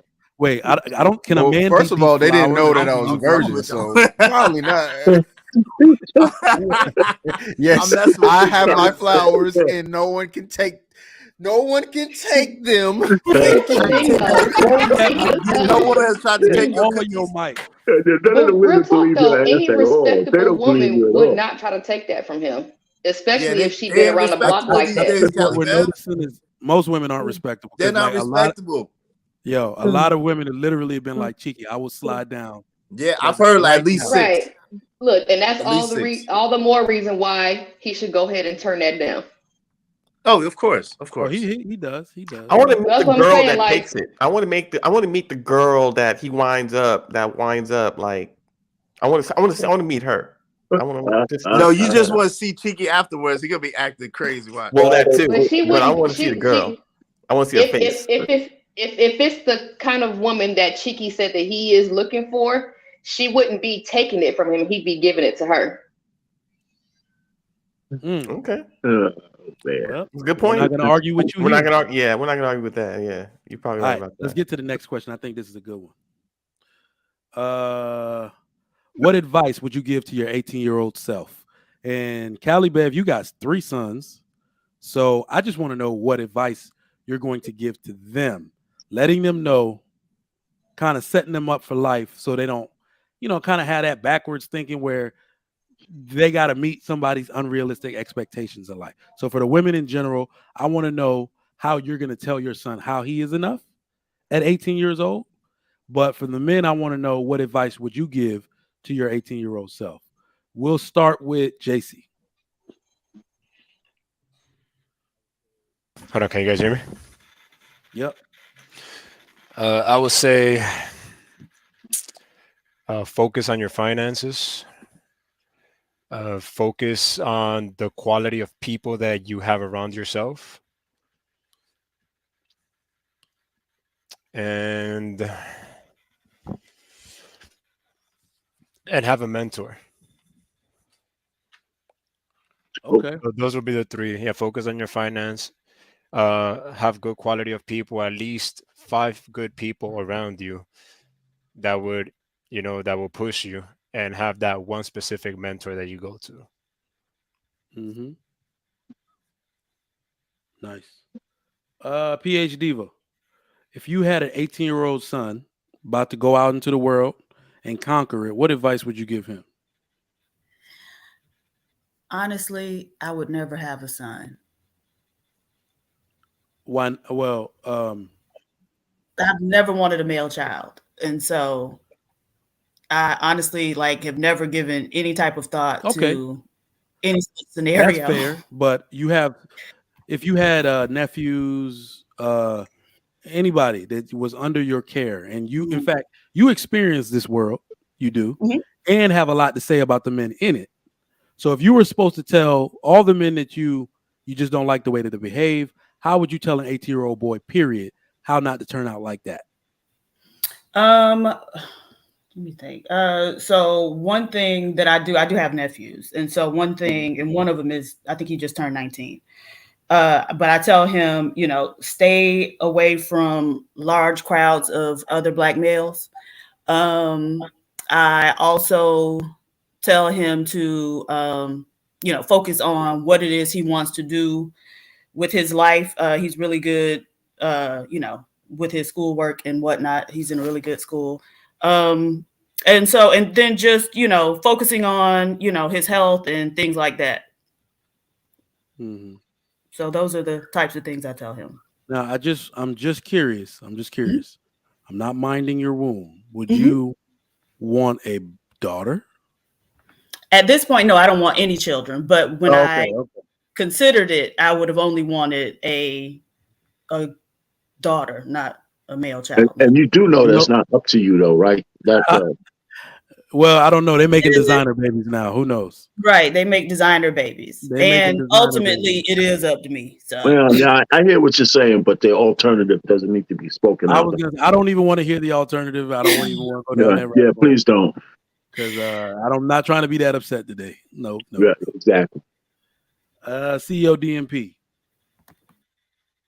what advice would you give to your 18-year-old self? Being me and how everything turned out, I would tell him to be himself. Don't change nothing. Stay away from folk. Everything that trust your own mind. Follow yourself. Follow your intuition. Don't look for nobody else for no advice or nothing. Just be yourself. Who I am, you're gonna make it. You're gonna be right. You're gonna be good.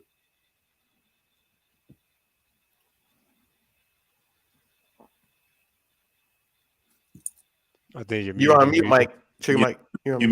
My bad. I'm looking for this comment.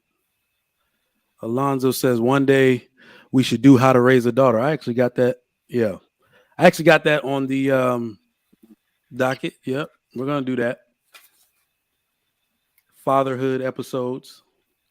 And just real quick, that's what I was actually going to say to PhDiva.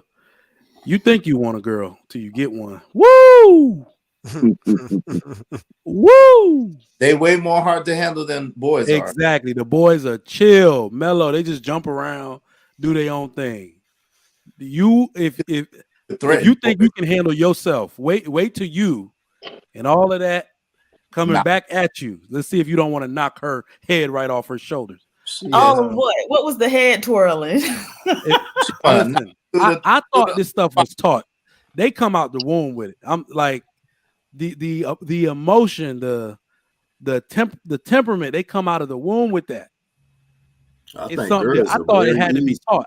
I was one of those dummies that thought I could affect the amount of emotion my baby girl was gonna have. I must have been the stupidest dude on earth. They were easy for me. I mean, they good. But boys are easier to raise than girls. But way easier, way easier. Oh yeah. Boys are more aggressive. Boys want to get out, try everything, challenge everything, partake in it. Girls want to be safe. They want to be protected. I don't see where y'all get that from. Girls are real easy to take care of. Boys are the ones that are gonna creep out the window. Boys are the ones that are gonna have friends, I don't know about that. I grew up a girl. Yeah, girls are way. Look, when they created the term sneaky, they were talking about daughters, bro. Yeah, women. You can kind of speak discipline into a woman. You kind of have to beat discipline into a boy. Yeah, but that's easier because you can't beat your daughters like that. No, that's what I'm saying. That's what I'm saying. You can talk discipline into your daughter, but with your son, you kind of have to beat it. Bro, you can just raise your voice with the daughters. You talk to a man who got two daughters and a grown son, and I'm telling you that girls are, because what happens is girls, you have it's like this subtle thing. Like you can't, as a father, you don't want to be too crazy or too hard on them because you understand that you can break them, and you don't want to break them. You want to make good women, you want to make smart women, you want to make righteous women. At the same time, it's like a balance. So after a certain period of time, it's like you shouldn't be spanking them, you shouldn't be putting your hands on them in that type of manner. You know what I'm saying? But you gotta talk to them. But you're talking, your daughters, what they're gonna do is that yes, daddy, yes, daddy, yes, daddy, and then behind your back they're gonna do whatever they want to do anyway. That's how they. Yeah. Boys are so easy. Boys are like soldiers. I say that all the time. Yeah. You boys are like soldiers. At some point, they're just gonna want to be like you. You get them to fall in line. You see, like boys that come from good homes and all of that stuff, that they literally walk the straight and narrow path to be way like, easier. They don't deviate from the path that's set for them from their father, at least far from it. Right. Girls, on the other hand, they do a little bit. Because this is the thing. We can't say on these platforms that girls are more impressionable, which they are, and then say that they're easier to raise. Because it's not all of the influence that school they go to for 8 hours more per day is going to influence them more than it influences the boys. Like literally, you have no idea. Like think about it. Think of the stuff as a man you were doing to somebody's daughter at one point in your life. Yeah. Hey, wait. Before we change the subject and go down that rabbit hole, can we stick to the what was the question again? Let me answer the question real quick. What advice would you give to your 18-year-old self? All right. For me, I would give my 18-year-old self the advice, yo, it don't matter how many girls you get. Stop trying to get all the girls. Like, leave them girls alone. Like, leave them alone altogether, right? And focus. It's okay to be a nerd. It's okay to be smart. It's okay to be into books and be into knowledge and be into developing yourself. That's what the advice I would give my 18-year-old self. Nice. I'll do mine. I would say to my 18-year-old self, this competition you believe exists is not real. And I mean for like the girls. There is literally, don't focus on the wrong thing. And the worst part about it is that some of the stuff I went after I achieved. Right? I wanted to be the big dude on campus. I wanted all of that. Focus. Completely focus on purpose. Focus on everything that actually ends up getting the girl. Focus on work. Focus on building yourself and skills. I've done a lot, sure, but I'd have done it way faster and way less headache. And the one thing I'll tell my 18-year-old self is, you got lucky. I got lucky. Because when you really look at it, some of us should have more kids than we got. No doubt. No doubt. I got lucky, bro. Don't risk. Take minimal risks. I wish I was a virgin when I was young. Dog, let me tell you. I would have stayed longer. I admire you in a lot of ways. I wish I would stayed a virgin. Oh man. Facts. That's my only regret in life right there. Like, dog, it's not worth the risk. That's another thing I'll tell you. It's not worth the risk you thought it was. All right. Enter Black Dragon. Did you go on this? Just real quick. I guess I think about this question often. Like, Because I remember when I was 15 and 16 and 17, I'd always imagine like my future self visiting my younger self to give me all kind of tips on, hey, what you're going to be and how you need to move. So if I can go back and tell my 18-year-old self, like, hey, this is what you need to do, I would tell him books. I tell him stay off of apps, stay off social media. Technology is going to evolve. That's fine, but your greatest ally in furthering yourself and your career is going to be books, and keep this pen and paper handy, and it's going to just carry you through the rest of your life. My man, the last African, welcome. He frozen. All right. Mr. Rich, did you go on this yet? No, I didn't. Please tell us what you would tell yourself in the 19th century. I'm joking. That's fun, man. But be a leader as opposed to a follower. I was lucky that way. I really didn't follow the guys into gangs. I was in the Bronx. I didn't follow them there. I didn't follow when the graffiti was a big deal. All my boys was out doing graffiti. All the dumb shit I just could never get into. I mean, if we were drinking or maybe smoking some weed, maybe I was into that. But when they wanted to go a little further, going into train yards, things of that nature, I said, I could pass. The gangs, I would like to say, I was smart enough. I was just too chicken shit to be in a gang. So I have to just say that was the truth. I wasn't a tough guy. So that was an easy one. So I just played ball. And I just, just thought of myself as making my own decisions, and that carried me through college and everything else. So that was a good choice. I don't like to be a follower, and then I do know when to follow when it's right. So you got to know how to do that as well. Find a purpose and stick to it. Try to. When I was in high school, I wanted to be an engineer. And that's what I did when I went to college. It's funny because I went to Catholic school, so I told this priest, he was the dean of discipline, right? This guy must have been 6'8".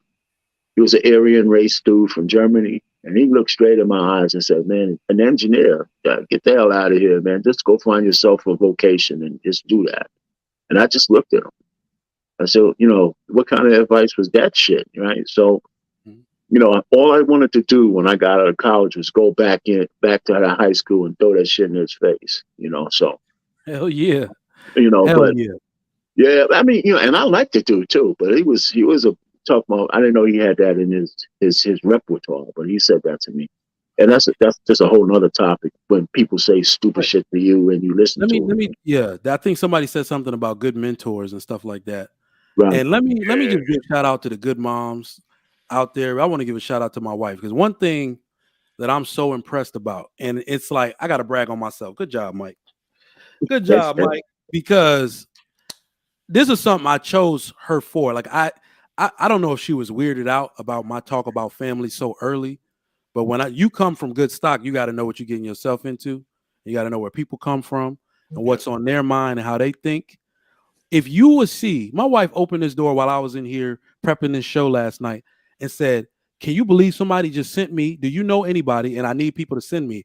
"Do you know anybody that's graduating with a 3.5, a black boy?" I said, "Why?" We got a free ride for him to go to Tennessee State University for biology and a doctorate degree for free, 7-year program. She does this stuff in her leisure time.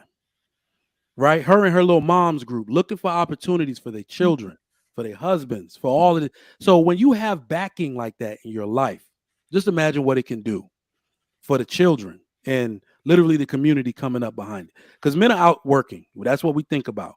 We need our women's support to look for these opportunities for children. Y'all are over the children, right? So it like imagine like the mentorship actually starts with them.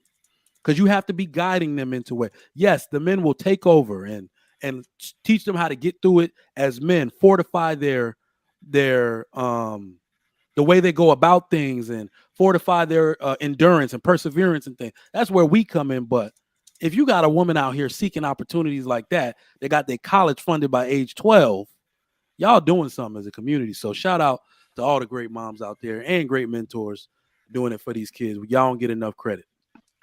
Yeah. The last one was just work on work on your weaknesses. I would tell an 18-year-old guy, whatever you're weak at, work on them so you can make them stronger, make them into strengths, that kind of stuff. Bet. That's it. Those are my three. Mr. Last African, how you doing?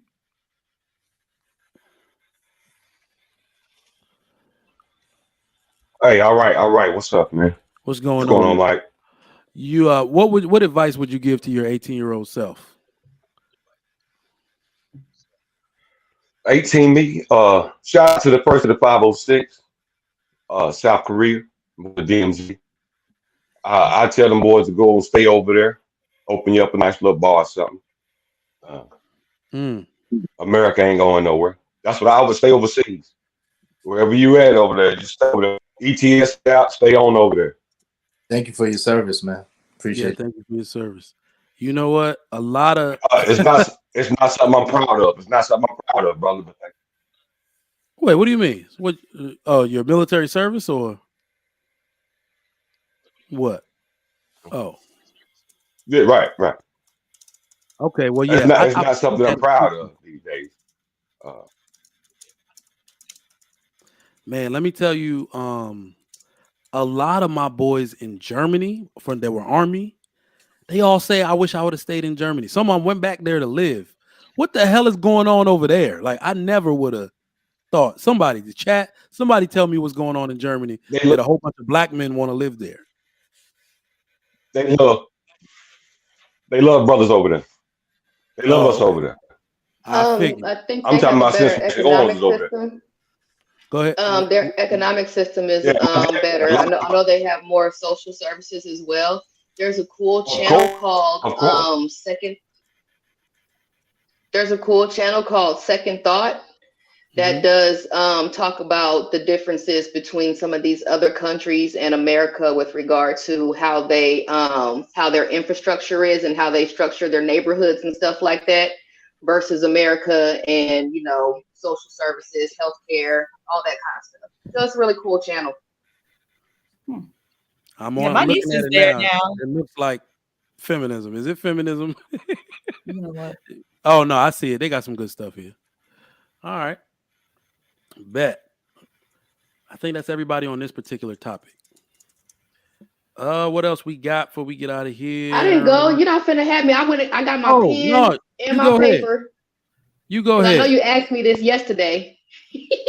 All right, so go ahead. And I thought I ran. So okay. So to add on to what I said yesterday, if I repeat myself, oh well, I'm sorry.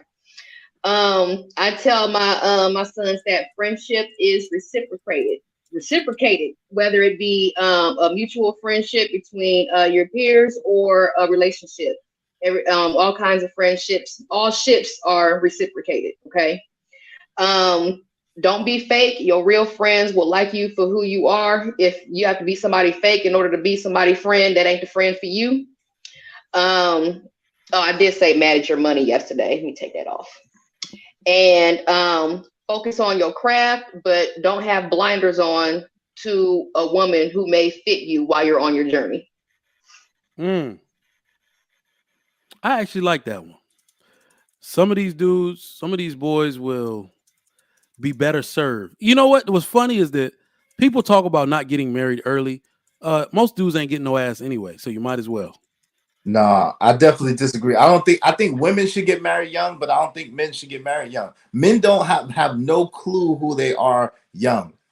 And to add a modern day female to that shit, I would not advise that to any young man. No, hell no. Well, why wouldn't you be able to grow up with your partner? It's not like that today, You Kelly. know what? Yeah. Today's men. Came up. It's not like that. It's not like that, Cali Bev. It's not the same way as when you came up. When you and Trigger Mike came up, it was different.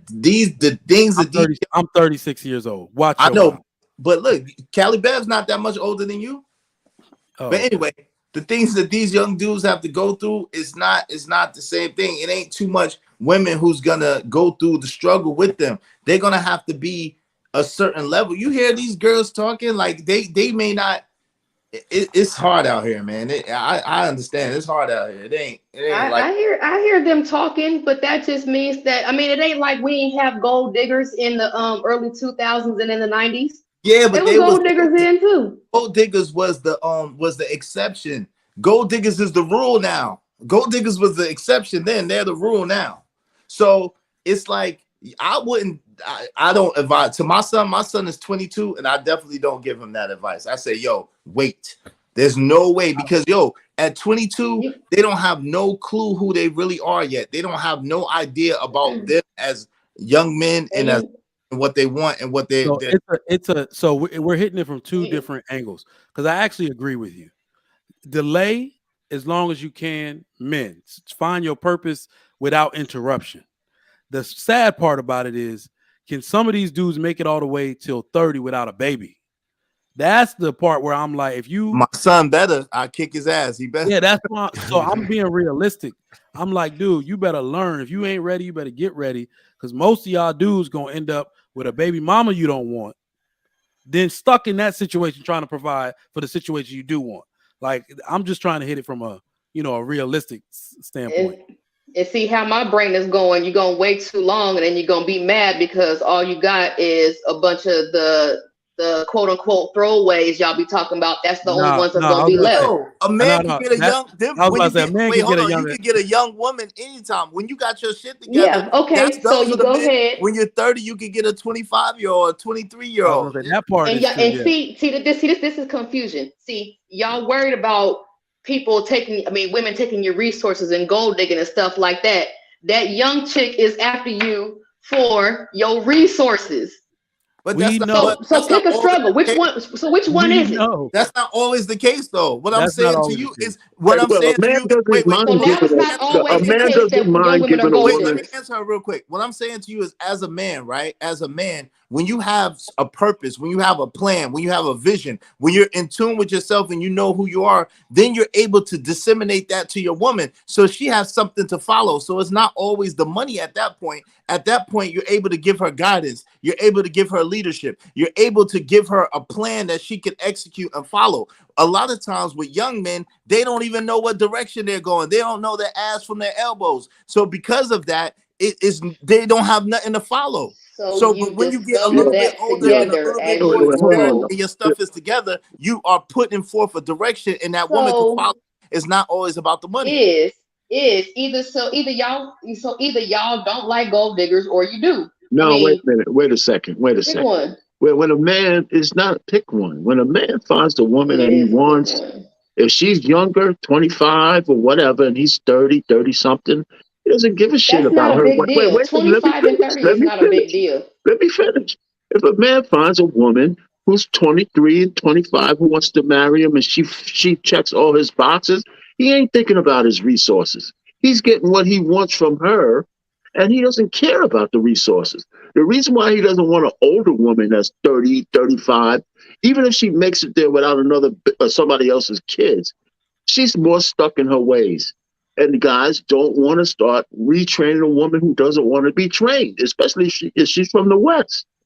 So a guy has the option of trying to find a woman that's younger, and if the resources are not an issue, because if she checks his boxes, he'll give her everything she wants.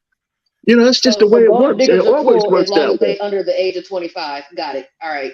Well, when I got married, I wasn't even talking to girls under 25. But my wife just happened to meet the bill. But the fact is, just nothing wrong with a man in his 30s wanting a woman who's 25. I mean, that's. I didn't say there's nothing wrong with that either. 5 years difference ain't a big deal. Yeah, but you said pick a struggle. It's not. You said pick a struggle, right? It's not a struggle. Only the men who are worried about women taking their resources don't know how to pick women. And the men that only have resources to offer, they don't have nothing but resources to offer. So anyway, so wow.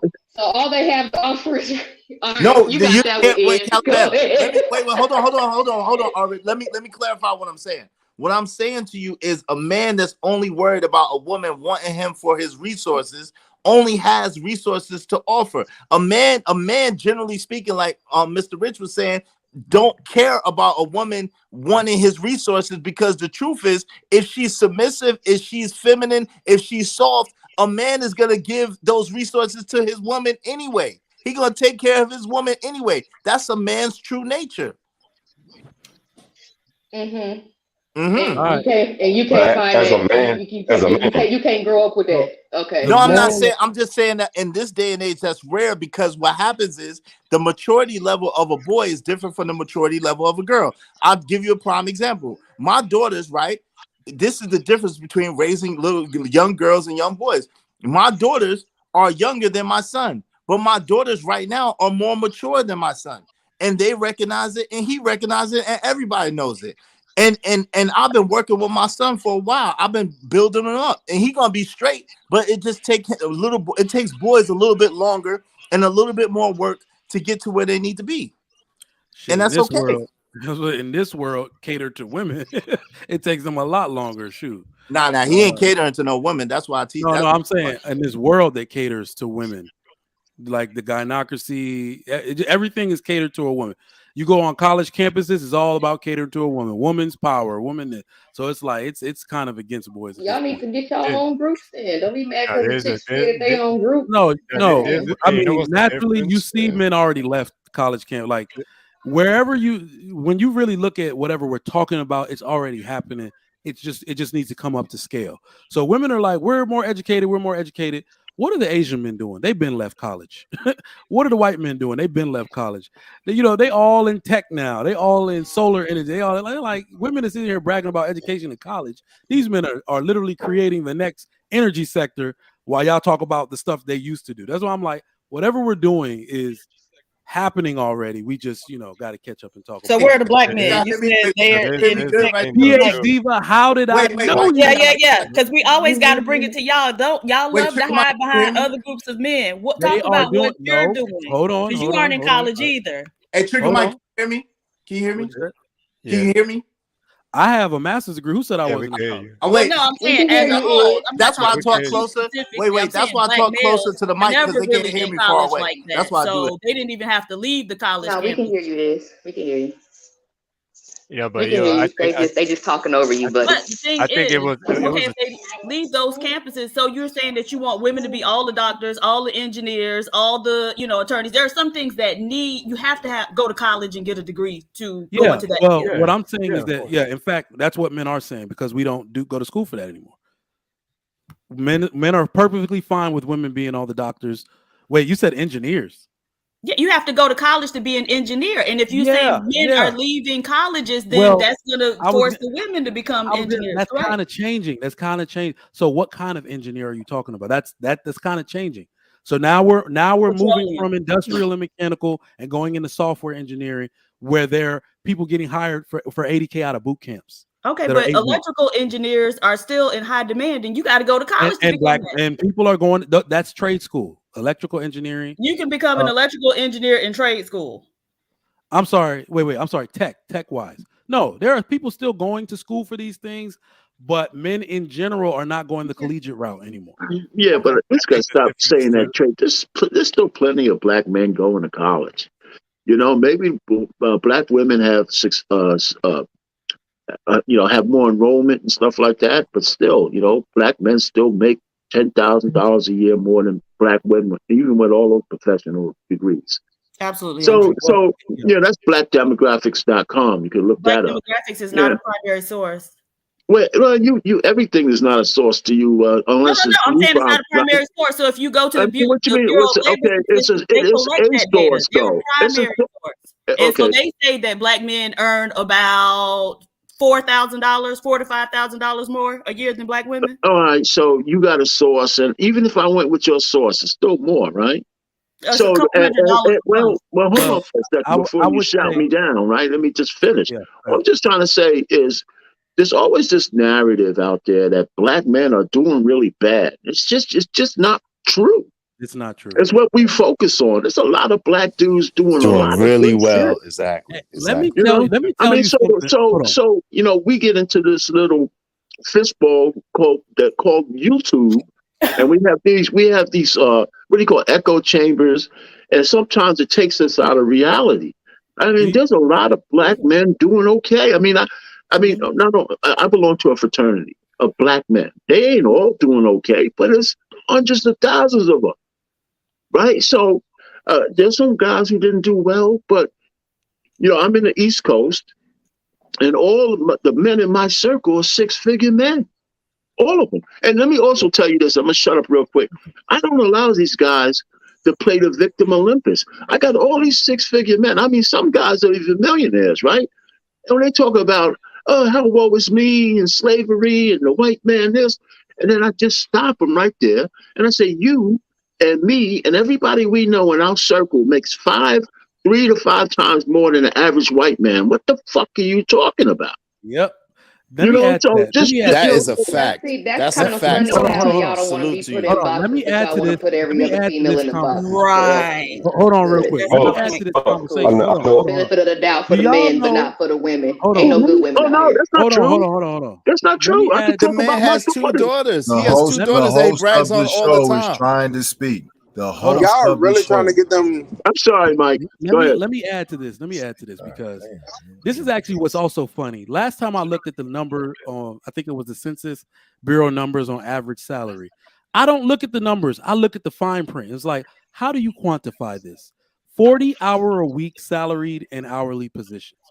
I don't know a man that that's doing for himself that just works 40 hours a week. They are doing gross, not overtime, which men obliterate women in hours worked. All right, that's one. Then you have men in their side hustles, side businesses, the stuff they're doing from Thumbtack, their gig economy job. That's why I'm like, it's always so crazy. Like, how could they quantify what the average man makes? Because if you took my salary from my corporate job that I left 3 months ago, cool, I would be just a good earning guy. Go ahead and put my damn my gun business money in there. They not putting that money in there. Right. You see what I'm saying? So it's like the men that do for themselves especially men in general that are, I think, make a certain amount of money, have multiple streams of income, and they're only counting one. Let's just say it, we all hiding money from the government in some way, shape, or form. But women have businesses too. Israel ain't. I don't care, man. I was with you till you said that. I don't know what the hell you're talking about. Listen, government, I don't know this man. I don't know what he's talking about. And shame on him. We all had for hiding from the government. What is he thinking about? Okay, so I'm sorry. Hold on, Mr. Rich. Let me get this last part out. Okay, Do I'm you know sorry. how many black men are military veterans with disabilities? I'm sitting here right now making money because I get a check from the government every month. They don't factor that in. I got homies with homes on 60-foot lots purely from their military disability pay. Right? We don't factor this stuff in like all men are bums and then, he don't work. That's because he get a $3,000 check per month from the government. That's why he worked as little as he worked. But y'all go ahead. Y'all can. So let me just throw this in there too. And I heard the ladies chime in. Just because men extol the things that men are doing, that doesn't take away from what we think about black women. I don't know why we keep doing it. I mean, we got to do what we have to do just so you guys, I think a lot of black men don't mind meeting some reasonable expectations of women because we know what we have to do. Everybody acts like it's us against them, and it is in these stupid think tanks that we're on. But this show is about how do we come up with a solution, right? We're not it's not a bashing show. The question on the show is, are we enough? And if the results say that maybe we're not enough, what do we need to do to get better? And then we're not saying what do we need to do to get better just for ourselves, but to become better husbands and fathers and all that kind of stuff. So we have to I think we have a common goal. And of course, we're going to bring our own life experiences and bitterness or whatever it is to shows like this. But it ain't, we got to get away from us against them. We got us against, we got to somehow get away from because I don't even know you like that. I'm going to leave you alone. And he got 2 adult daughters that he brags about all the time. Yeah, So I'm going to leave him alone because I don't know him like that. You is on the other hand, and hey, get me, get us, and we cool with it. Hey, just leave my mentor, Mr. Rich, alone. He a grown man, married 30 years, got 2 grown kids. Alone, though, but what you mean by leave me alone? I don't know what that means. Nah, they over there trolling on you. That's all it is. They trolls. They some trolls. Slightly. Slightly. I'm half They serious. just half like this is playing. like to be contrary for the sake of being contrary, especially that Cali That Bev part. over there. Yeah, I'm gonna get that's her me. husband. Her But husband don't yeah. want her up here anyway. She just like to have fun. She come up here trolling. He don't want her It's up all here. good. It's all good. Nah, he don't mind me up here, but if he hear me start yelling and cussing, then he gonna He put me gonna on pull the punishment plug. He again. gonna pull. So Yeah. He gonna pull the plug. You Put her on I've been on punishment. That's what punishment I'm talking before. about. You better behave. Put her on punishment. That's All funny. right. That's what I'm All talking right, about. Mike, what's up? Tax free. My VA disability is federal and state tax free. It ain't no lying. Hey, look, I ain't lying. I'm telling you. I told you he was an old Real man. talk though, Sugar Mike though. Yo, I mean, women have side hustles too, so let's not No, get it twisted. They only if they only Mr. count Rich, one source of y'all Mr. income, Rich, they counting one hold source on, of our hold income on, too. hold on. Mr. Rich just said it. Just because we're talking about what men do doesn't mean we're taking. And what? No way. Didn't I say it in my monologue? Did I not say it in my monologue? Well, also in your monologue, you was talking about some underwater basket weaving degrees too. You think that Y'all was a do fair have underwater assessment? basket weaving degrees. No, we don't. Yes, it was. Yes, it was a Okay. fair assessment. Okay. All right. No, it All right. wasn't. All right. Callie Beth, what is your degree in? I don't have one. Talking shit. Exactly. She got a What is your PhDiva and degree in? talking shit. Huh? What is your degree in, PhD? It doesn't matter what my degree is in. I work as a statistician, causing Like, see, problems. slick, see Causing that? which is a See that STEM shit? job. So it don't matter what my degree is in. I still get STEM jobs. Stimulating the bum economy. Yo, I Her degree is in headaches. She got a stimulating headache. Hold on. I have never heard of biology, a chemistry, a engineering degree say it don't matter what my degree is in. She Because ain't it's got an no underwater degree, basket man. If I can work as a statistician, it doesn't matter what my degree is in because those She are the read jobs. tarot cards and burn incense. Her degree is in I do underwater do tarot basket cards weaving. as well. So if you want a reading, let me know. Oh Lord, we don't want no tarot reading from you, woman.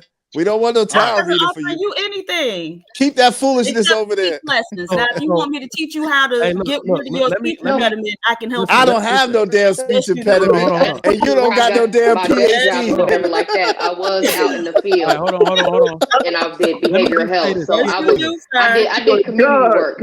I don't have those damn speech impediment. All right, hold on. Let me I used to get, be more community minded than what I am order now. on the panel. I had to leave that alone because Order on the panel. Order on the panel. PhD, this is why I talk about the underwater basket weaving degrees. Because I gotta talk some sense in the midst of my jokes. The reason I talk about it is because I'm one of the dudes that fell for it. I'm one of the people that thought, because I went to college. I went to an HBCU first, right? So everything on a college campus, they talk about the woman, the female prominence, women are out here getting degrees, help them, make room for them, give them jobs, and they're your partners, not your help me, like all this type of stuff. They're doing that in college. So we thought we were going to all go to this big old world of prosperity where women were also making six figures and doing all this stuff. Then I realized none of that shit was true. None of it is true. The reason why I harp on that now is because all of this talk, y'all use a degree as a dagger to spear us with. Okay? In my circle, the women in my family, they go to school for biology. They are doctors. We got physicists. We have a few chemists. We got pharmacists. We got a bunch of pharmacists. These women have all of these STEM jobs, nurses, and they go home to their man. And they're married, they're married, they got husbands, and they submit to them. Hey, Trigger Mike, can I say this? But women use with a underwater basket weaving degree want to tell me they don't want to submit to no man. Can I say this, Trigger Mike? Trigger Mike. Yeah. The women that I've dealt with in my life, all of them have master's degrees, right? And this is the thing. None of them work in the field that their master's degree is in, number one. Yo, number two, number two, like Angry Man says, they F up the English language superiorly. All the time, I got to teach these women what this word means, what that word means, what this means, what that means. I'm constantly schooling these women and teaching. And the common joke I say to them, yo, you have a master's degree? Are you serious? And they went to some pretty decent universities, allegedly. But they don't know shit. Yo, let me tell That you. is genderless because when I was going to school or whatever like that, I would go to night school and none of them motherfuckers could read. I went with the adults. None of them Night niggas school could read. don't count. Night school don't count. You didn't Yes, see yes, it night does. school with Kevin Why Hart. does a That don't night school count. count? That don't count. Huh? You didn't see night school with Kevin Hart and Tiffany Haddish. That don't count for nothing. What is? That don't. I've never seen that. What is that? It's a movie. It's a That's a movie. I'm just movie? messing. Yeah, I'm just messing with Oh, you. Yeah. sorry, I'm So, slow. yeah, I didn't that's get why it. I'm saying But it. look, Because See, wait, Trigger might see my point. They slow. See. we're not slow. But this is what I'm saying. Like, women got degrees just to be able to say that, just to turn on their man. That's not the way this is supposed to work. That's why I'm like, there are women that do harder jobs. These other women with STEM degrees, they do harder jobs. My wife got a friend that's a surgeon and she's African, but she's an extremely submissive woman, only focused on the kids. She got in fact, the money she does make, she don't defer to her husband or ask her husband for help with something that's not in his nature to do. She use her money to get an au pair and say, if I make this much money, then well, shit, I have this much productivity, I need help, and I'm gonna hire help. I ain't gonna put it on my husband to help me when he's an engineer his damn self, right? So that's what the modern woman does. They take their bullshit degree, throw it in their man's face, and say, I ain't doing nothing. We not having that. As the title says, we are enough. In fact, you need we are so much enough. We have less debt. You need social Right. workers. All that stuff is needed in order for society to function. Okay, all of We it is need needed. McDonald's I'm not going to workers. sit here and step on one person's degree to uplift another And we one. need That's Walmart stupid. workers. You don't need to. I'm going And to. we need Target workers. But you And we shouldn't need- even be doing that They either. will change. No, We they need will people to change work the at the Waffle requirement. House. They will You change do. the requirement. So here's the bad part about it. Because I want y'all to understand what people complain about and one of the problems we have in society. Have you ever seen somebody go to college, get an entry-level position, and the person that's their boss doesn't even have a college degree? Yep. PhD. That Absolutely. is the lie that women are telling themselves. She work at Walmart. She's a greeter at Walmart, y'all. Hey, yo, Trigger Mike, I want you to know PhDiva has a PhD in greeting at Walmart. No, No. but see, also the reverse went is to true too, Trigger ICDC Mike. college. I'm in the same position as some of my other coworkers who have degrees and I don't, and I'm still getting paid more than them. So See? that shit, you know what I'm I saying? just told- Nobody's telling that's the nobody a point. lie. That's the I'm point. saying nobody's telling anybody a lie. Nobody's it's a lying lie. to anybody about anything. No, they're lying to themselves. You're right. You're absolutely right. They're lying to themselves. I said nobody's lying to If my anybody daughter, about listen, anything. I feel so strongly about this that if my daughter comes to tell me she wants an underwater basket weaving degree, she's getting kicked the fuck out my house. That's not how She we do should things because it's a around fake degree. It's made up. However, if she would like to get a sociology degree or something like She's that, I getting the don't see fuck how out of there's my anything house. wrong. A degree in liberal arts and music. Liberal arts. Liberal Like, arts man. degree. You know what I mean? Liberal arts. Listen, you can get. You know Listen, what? And there's y'all literally. talking shit about music degrees. There's literally. corporate jobs Look, because they y'all want They that. don't get no Y'all money. talking junk about music degrees. looking- That's probably why our music sound as trash as it does right now. Listen, Because what? They there don't are got no uni- degrees in music and music Because theory. nobody's creative anymore. Nobody's creative anymore. we don't need creatives. We need workers. We need No, statisticians. you need We need creativity. critical That's what you thinkers. need. But I am a statistician. So- But what We don't need but what Yeah, end she up got. Wait, happening Trigger is- Mike. She got to Don't count. need You need statisticians. AirPods and burn She ass got to another count money. how Hold on, many. hold on. Listen, I did not hey, mean to yo, say- Granville. She got to count Okay. how many boxes of cereal go on the shelf. How many? Yeah. How many? Listen, Hold there on, are hold on, there hold are on. schools. Hold on, drugs. There y'all. are Let's be there are real about this. Let's schools be real that- about this. Let's be real about All this. right, and y'all Women are niggas gonna sitting on the side holding the stop and go Hold on, sign at the Callie, construction site. Y'all not even working Right. on No, it. I'm not. Yeah, right. No, I'm not. Hold on. No, I'm Yeah, not. right. No, I'm not. Let's be real about this, y'all. Let's be real. Because this is gonna be what happens, and then we're gonna talk about this again.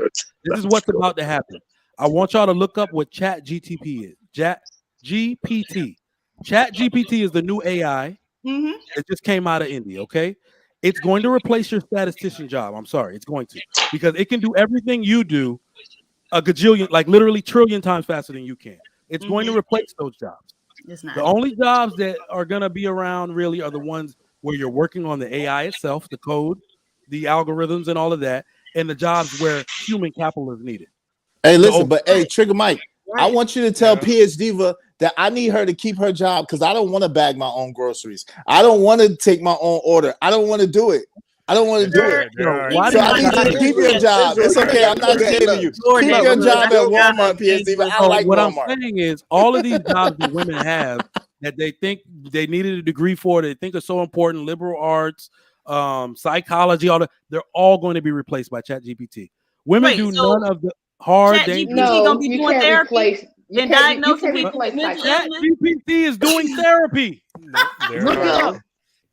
Okay. There are universities. I mean, you can believe that if you want to, but okay. There are universities.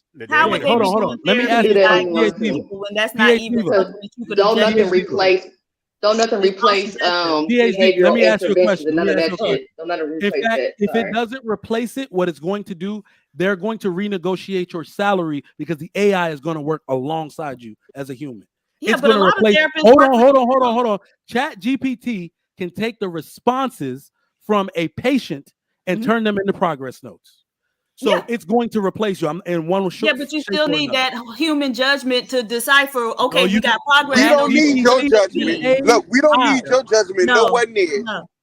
Sweetheart, you still need a human. Hold on. You know what's this is crazy not is like that my theory. This is happening present day. And what I'm telling you is, I know that it can do those things, but you still need that human judgment part of it. It's called artificial intelligence. Yes, but judgment.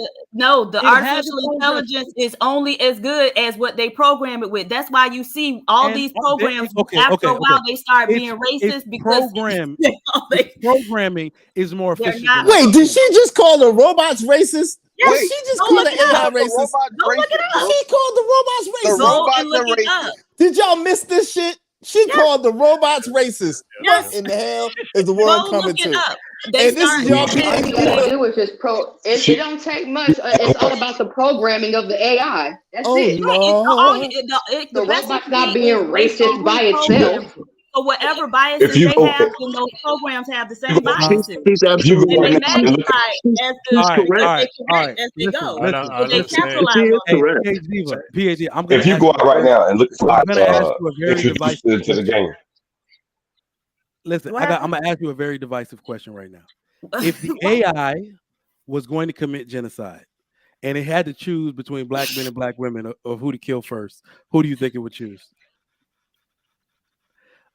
On who's more needed in society for it to be maintained? Who do you think is going to choose? To genocide, it's going to do you all because it's going to be reading all the crime that y'all commit in the newspapers. You wish. And so it's going to get y'all. Kill y'all off. You wish. Because we can still mate with other people. Right. Y'all gonna mate with the AI? That robot is gonna process the needless shit that y'all buy day in and day out. Exactly. They are not necessary. Hey, Granville, they are not necessary. They are not necessary. Annihilate them. They are useless. They are useless. With your ICDC college degree. Don't start. They are useless. They are useless. AI Get rid of them. It would eliminate the threat. High blood pressure, high rate of diabetes, and then they're gonna figure you halfway out of here anyway. So they just gonna accelerate the process. They're gonna send me halfway out of here, but they're gonna look at you and say you just damn PhD. I'm telling you, Granville he said he young, he in his 20s or whatever, and he already got high blood pressure and diabetes. All right, damn PhD, your mama black. I'm about to say, ain't your daddy black? She don't have no love for the black man. Ain't your daddy black? Your Ain't you mama's black? You know, come on. Jeez. And you wishing bad stuff on me like that? No, you said you do. That's not nice. Well, you aren't nice, so that's why your tarot card we have a very it's going to say you have a bad month. She's absolutely right about the biases and the folks who are behind AI. Thank you. I didn't say she wasn't right about it. I didn't say she wasn't right about it. The racist word is what was making us giggle. Well, I'm about to say. So would it be better if she had said biases? Let me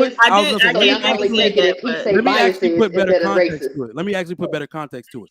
The purpose of an algorithm is bias. The word algorithm, in a sense, means bias. So it's true on its face. The sense that they have to insert an algorithm to sort. You can make it sort anything. Just like you said, crime. Who commits more murder? It's going to be black men. The simple fact that it has an algorithm to sort out statistics, it's going to be biased. in itself. So I know that part. Just the fact that you called it racist was what made me giggle.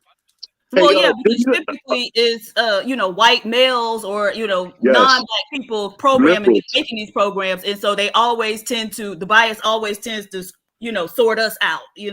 So even with like facial recognition software that they have, is less accurate for black faces, especially black female faces. So hey, Chisha, you guys know Chisha Zed? He has a YouTube. He's a YouTuber. And he did an actual, put some content on there asking GPT some questions. And he asked a question about, baby mamas. He asked a question about, body count. He asked it a body count question. And the answer he gave was just completely out of a biased phone book. I mean, playbook. Yeah, it doesn't matter how many bodies a woman has. You shouldn't have. Then he answered a gay question. I don't know. Maybe a couple of months ago he put it out there. It was pretty interesting. It was short, maybe around 15, 20 minutes, or less than that, around 15 minutes. So yeah, there was one AI software that they started it, and like within a day or two they had to shut it down because it was like spewing all this racist stuff, anti-Semitic, and so depending on again who's programming it and what they program it with, that's going to determine the bias. So, and programmers, those are the white coats, man. They're probably mostly liberal, or mostly, I wouldn't say they were conservative, but they're mostly liberal. They might be from the LBGYN community and all that other kind of shit, man. Who knows? Guys, why y'all be thinking that conservatives ain't involved in technology and shit? Well, we just know that they LBGYN. Don't do it. Get out of that. Get out of that hole. Don't let Caliban go down that hole. Yes, sir. I got you. For real. Let me get this last question. Don't let her go down that hole. No, there's a university. Let me get this last question going. There's a university that offers. We're gonna start with. Go ahead. No, I was gonna say there's a university that offers not only their bachelor's but also I believe like 14 major certifications in the IT. So in order for you to pass the classes, you have to pass a certification that goes along with it. So you get both worlds. You get your bachelor's degree and you'll get your certifications to get into the tech field at the same time. Plus, it's so high in demand that they're actually offering scholarships that if you have 1 year left to graduate, that the government would offer you a job right after you graduate if you have 1 year left, and they'll pay for everything and you'll get a top secret clearance. So it's there, and you can push that 4 year degree into being a 1.5 year degree because it's all based on your time as well. So they don't hold you to a standard of giving you a class for like 2 months and everything. No, if you actually know the topic of what you're studying, you can just go directly to the main exam, pass it, and keep it moving forward. So just a heads up. Thanks, JC. Hey, yo, someone said math is racist. Yeah, I saw that. All right, I saw that. Don't be attributing them white liberal talking points to us black women. We ain't involved in that bullshit. Half of it. You said white liberal? You said white liberal? Yeah, that's some white liberal shit. What half of this shit that y'all be talking about is some white liberal shit. No, it's not. Make black women's nipples hard. Y'all love. No, they don't. No, they don't. Yes, they do. Y'all love some LBGT, LYN, LMNOPs though. Y'all and they y'all competition behind their talking point. What y'all talking? See, y'all think life and support is the same thing as not talking shit about. That's what y'all think. Don't they like the same thing y'all like? Like human beings. Y'all have to like them too for them to be competition. No, so now I'm not saying no. Right. No, I'm just saying don't they like what y'all like? Hello. Apparently, y'all like them too, though. Ain't no apparently nothing. Don't even try that. Ain't no apparently nothing.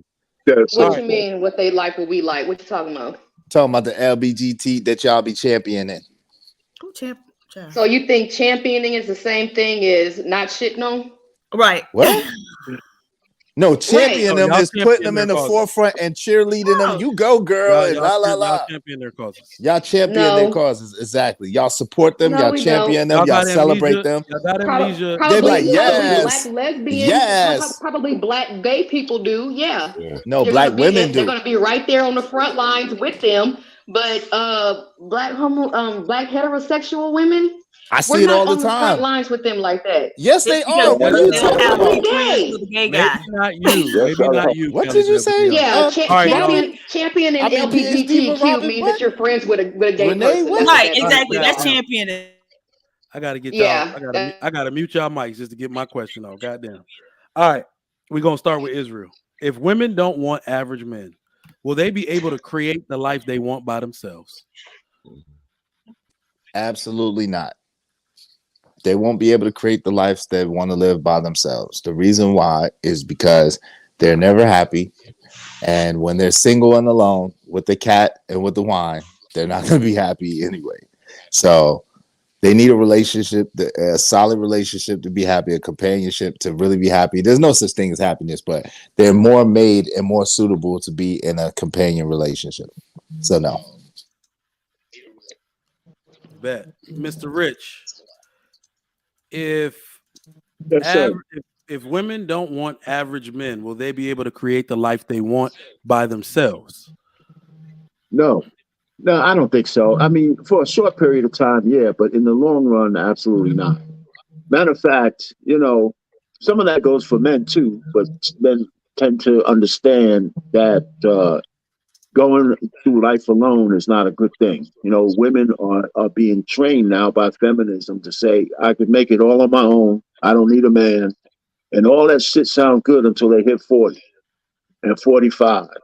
And if they're alone and no kids, their mind starts to change and now it's too late. Now, how many examples do we need to see women who have stature crying on the internet and shit? Taraji B. Henson, some white, and this has nothing to do with just black women. White Lolo Jones, the chick from Friends, all these women passed their, and there's no telling how many good dudes they passed up. They just had a black woman who was a news anchor, and she, I think she adopted a baby at 51, but she gave up that job, went back home and lived with, I mean, she was saying that, and she didn't say she would give it all away, but she was lamenting the fact that she let all her great years pass. And now she, said, damn, I don't have anything to show for it or share it with. But okay, in the same token, Shannon Sharp is starting to say the same thing. He's in his 50s. He didn't get married, but he's lamenting the fact that he don't have anybody to share all those millions with. So, we change our minds. And this is what I told my daughters. I said, the way you might feel now, the way you might feel 5 years from now or 10 years from now, it's going to be different. It's not if it's going to be different, it will be different. I don't know how that would manifest itself, but the guy, Andrew Tate, has a 5-minute clip of his that he talked about his grandmother and all the family that she created at a Christmas party. And it was really poignant because a lot of people don't like this dude, but sometimes he has some gems. He does. She said, she wasn't thinking about, the last deal she made or the last house she sold or any shit like that. She had 70 people in that house who came out of her lineage, her legacy. And that was more important to her than anything else. So, so I know the sister Kelly Bev, she talks a lot of crap, but she got sons. Kelly Bev, she's married family. too. She's married too. So you can talk all that stuff you want because you have that in your background.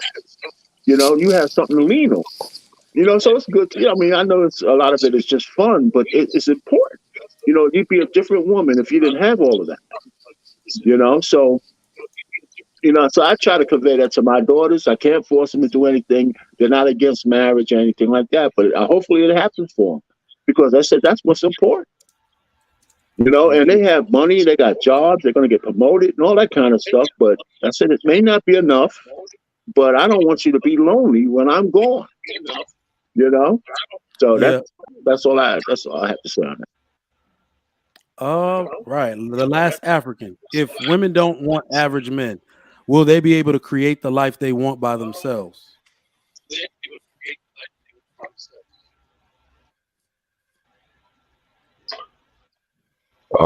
I believe in a sense they survive and just like find the way they are. I don't believe that black women look for anybody's approval in what they do.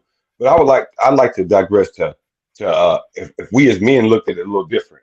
If black women are so economically successful in the workplace and in the environment, and if we look at Africa, in Africa, you see the women doing most of the business in the markets and places like that. The men out fishing, doing whatever, and a lot of that is men are the teachers. And I believe in this country still, a lot of black men, a lot of us are better stewards of children. We're better at raising children than women are. So if we took that Mr. Mom, type of position, I think in the just for right now, I think I would have success. But that's me. In America, absolutely not. I did it. It don't work. Men don't not ever be a Mr. Mom. Don't ever do it. It's the worst thing as a black man in America you could ever do in your life. Don't do it. I promise you, don't do it. What do you mean by Mr. Mom? You mean like a stay-at-home dad? Yeah, the dude that stays home while she goes to work. No. You got to be earned. Listen, Hey, what happens is I make a mean omelet. Most of the women care of me. But brother, I'm saying, okay, you make a mean omelet. It's a different brother. I can't hold on one second. I can't let me just address what he's saying. I can't speak to you specifically, right? Most of the what time, I can say, mine was a little. Brother, we can't even hear you. Your internet is choppy. You need to get your woman to get you some better internet, my brother. Can you mute for a second? Your internet is choppy. Get your woman to get you some better internet, my G.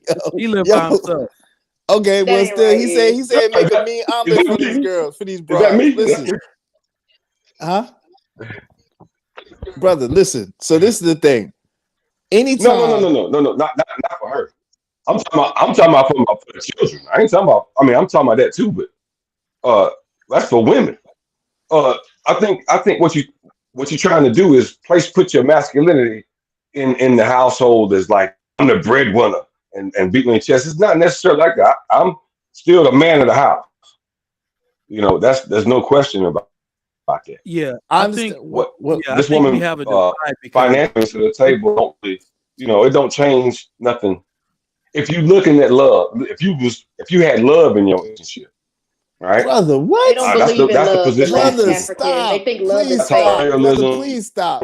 This young man listen to this. Whoa, Please stop, bro. Calibab. You misspoke this there. We don't believe love is fake. It is not the primary thing that holds a relationship. Marriage together, right? A marriage together, especially. It's not. How many people out here love their husband or love their wife and divorce? In fact, husband, because women are the ones getting divorced. I love ain't primary. We watch people take their vows and look at how many tears is running down their face, only for her ass to divorce the man she claims she loves so much. Love can't be the primary thing. A marriage together. It is Hey, not. Trigger, real quick. Wait, Trigger Mike, wait. Before together, so don't let Callie disrupt. Can I say this real fast? This is what I mean. You asked me a question I wanted to answer. 1 second, the last African. Let me just answer this question, right? So what I'm saying is this: in a situation where culturally, Trigger Mike, you have a women that are used to going to work, earning high periods of money, and they bring it back to their family, and bring it back to their man, and it's no problem. That's no problem. Unfortunately, in America, in Black American culture, that is a problem. Most Black American women are not going. What happens is they lose respect for the man because he's not earning. Even if he was an earner previously, they lose respect for him. They start treating him different because she's earning the money and he's staying at home with the children. So this is stuff that I've seen time and time again in the Black community. From my personal perspective, I've heard it 1,000 times. I've heard it 1,000,000 times over the internet. So it's not just me and it's not just anecdotal. No, it's not. Yes, most Black women, right. hold on. Most Black women are not able in America to hold the frame of earning most of the money while the man sits and takes care of the kids and takes care of the household thing.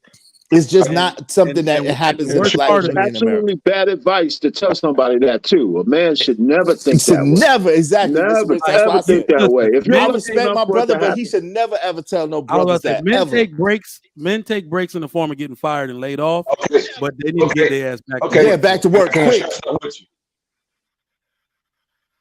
All right. Something with you though.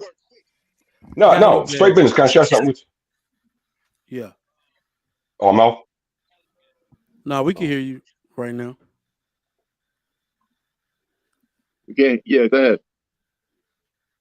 You muted now, brother. You was we can't hear a you. second. You was muted. Now you muted. Go ahead. Oh, well, okay. Okay, well, back in what is this? This was about 2000. I had to go down to Atlanta, and my older brother, he hooked me up with the State and City Plaza. If anybody knows anything about downtown Atlanta, they stayed in City Plaza. I ain't got nothing. I'm staying with my brother. You know what I'm saying? And he hooked me up with this one woman, right? That he knew. I ended up like within a month. I was living with her. You know what I'm saying? It was like that. She was taking me out, getting me out. You know what I'm saying? Getting my hair. She throwing me off like I'm a little. You know what I'm saying? Look at what I got. I mean, it was women everywhere, right?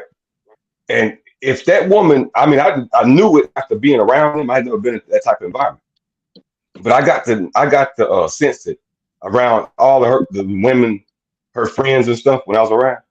If she would have let me go, one of them would have got me quick. And I ain't no prize or nothing like that. But what I'm saying, brother, that's Atlanta. Wait, brother. You know first of all, that's Atlanta. What, brother? First of all, brother. First of all, that's Atlanta in 2000. Number one, where women outnumber the men 7-1. Number two, that shit I guarantee you, if you be honest, it did not last. Yeah. Number three, they might have passed you around, but that wouldn't last either. And number four, that's the hardest way to go as a man. It looks good and it sounds good and it feels good on the front end, but on the back end, that shit is hell. That shit is hell. Trust me, to a dude that knows. I will not allow any Atlanta slander while I'm on the 7-1, Cali Bev. You know what it is. 7-1. Right. Every man's a pimp in Atlanta. Yeah, I tell you, brother. You know, you have that experience, and okay, so it's anecdotal, but that's not how men can move.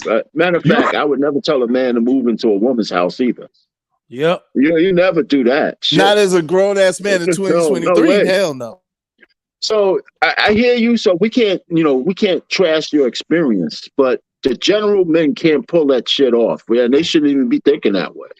And it's not even. See, the worst part about it is that it's completely generational. And what's the term? It just has to do with the culture here. They can easily pull this off in other cultures where the women acknowledge the work ethic of the men. And the worst part about it here in the U.S. is a woman will set you up that way. That's why you can't even listen to them. They will say, you know what? We can save money. If I just got this job over here, you in between jobs, how about you just stay home for 6 months? They will set it up and lose respect for you and cheat on you. And leave you. So you're not even supposed to listen to them. You're supposed to know better. They mentally are not set up to see. And you know what? Even better than that. Hold on real quick, Mr. Rich. Even better than that, Trigger Mike. You realize all these TikTok videos and all these YouTube videos you see of women putting men out the house. That's why. Because men are in their house. You should never, like Mr. Rich said, as a grown man, you should never live in a woman's house. Listen, that is an American thing. I never in my life, not in anybody's house, not my aunt, my uncle, my parents. I wish you would tell a man to get out of his own goddamn house. It happens every day. It happens every day in America. Man to get out of his own damn house. It ain't his own house. He's gonna look at you like, where is Punk? Is Ashton Kutcher still doing Punk? He gonna be like, hey, Trigger Mike, it's their house. It's the woman's house, so they gotta get out. You see the one with the man, he tried to put his foot down in the woman's house, and she was like, oh, well, you could get out. The man that took the PlayStation, everything from the kids, well, she was like, yo, you could go. When the man tried to speak up in a woman's house that is her house, as a black man, you getting out. You never want to do that. That's the worst advice ever as a black man. I swear. Yeah, you gotta be careful, man. Yep. I mean, it's just, they have no culture, man. That's all. They literally let Instagram and TikTok teach them culture, and own network and BET. We got to stop. All right. They have no respect for men in general. So, I mean, you're right. That was now. Dang, your internet is bad. Yeah, it's bad. Man, I was like, what's that? What was Verizon before Verizon? Is he in Africa now? Are you in Atlantic. Africa now, brother? The last Africa is in Last Africa. You got your internet comes from Africa. You got that Bell Nah, before all of that, there was Air Touch. Remember Air Touch? Air Touch Wireless. All right, who has an answer? Callie Bev. If women don't want to get with average men, will they be able to create the life they want by themselves?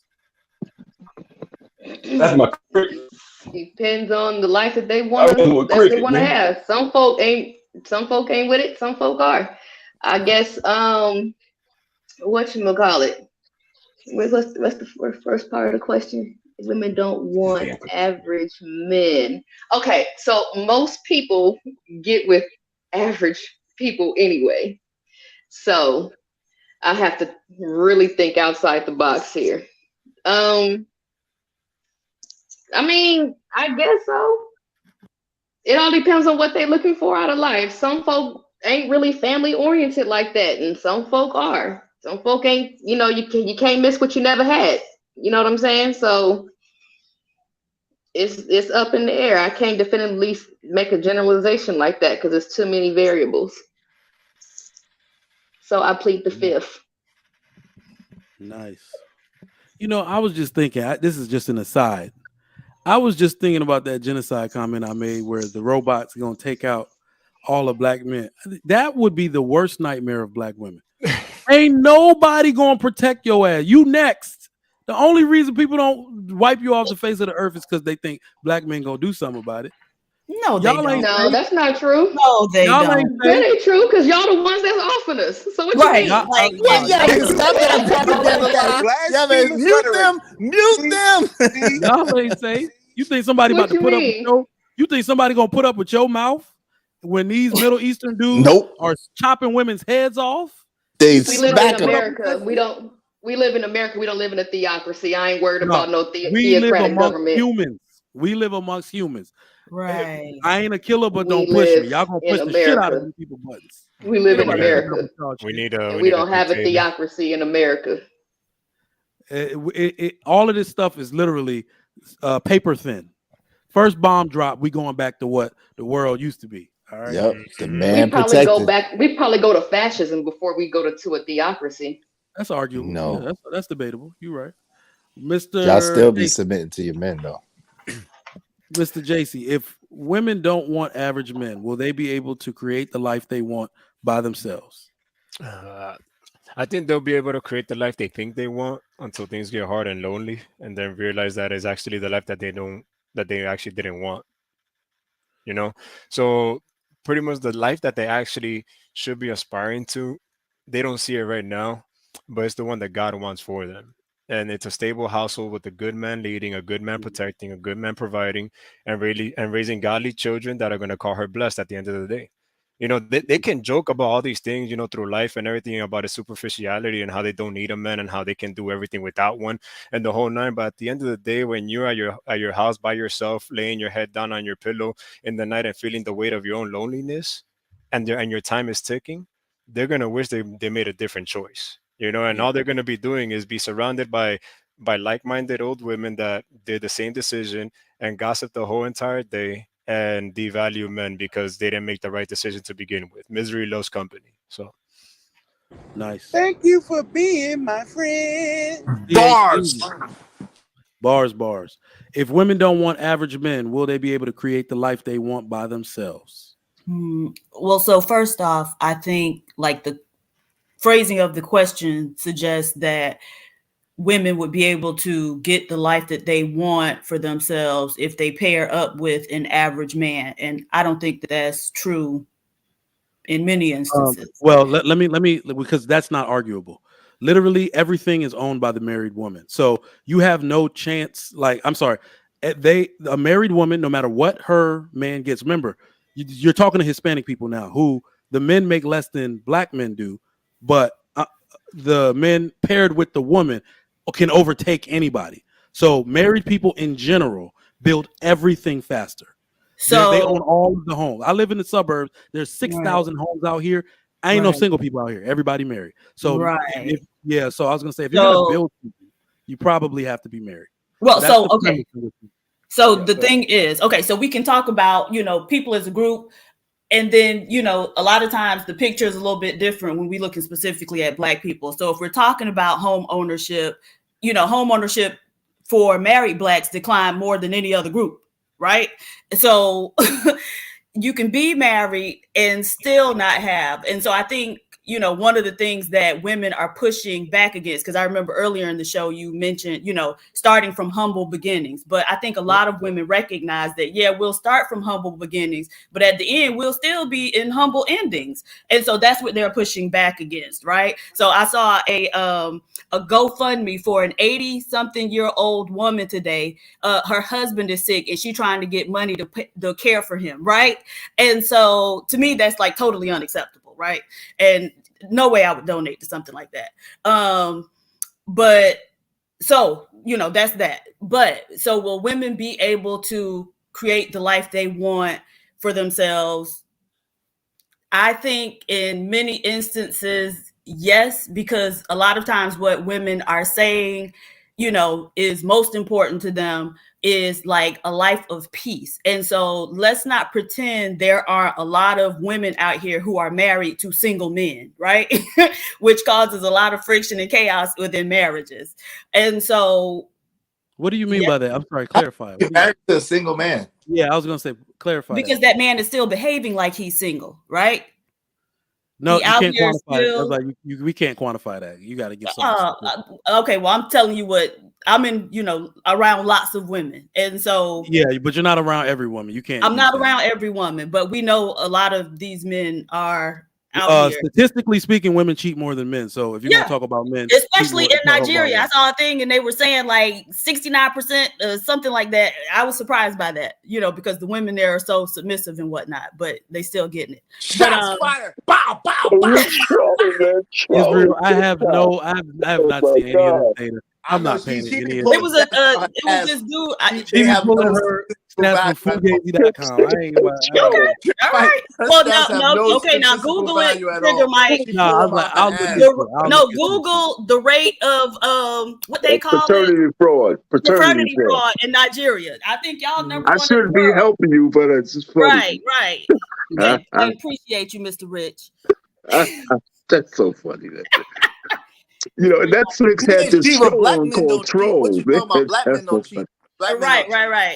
So the other thing is, with looking at, Black femicide and, having children is wonderful, but they starting to like delete their own parents. So I think a lot of women will be able to have a life of peace and, women build social networks anyway. So, traveling with your girlfriends or, with your church group or whatever. I think a lot of women are perfectly fine with that if that means that they avoid some of the things that other women who are married experience. Okay. So I think I'm going to respond to that. Can I answer it? Hold on. Yeah, you can. I'm going to let you go. Women can't build the life they think they want without men, and they can't build the life they want without men. So when you said that women prefer peace, no, they don't. They don't. The peace that you think you want, women actually prefer this. The word they're using right now to substitute is happiness. They actually mean fulfillment.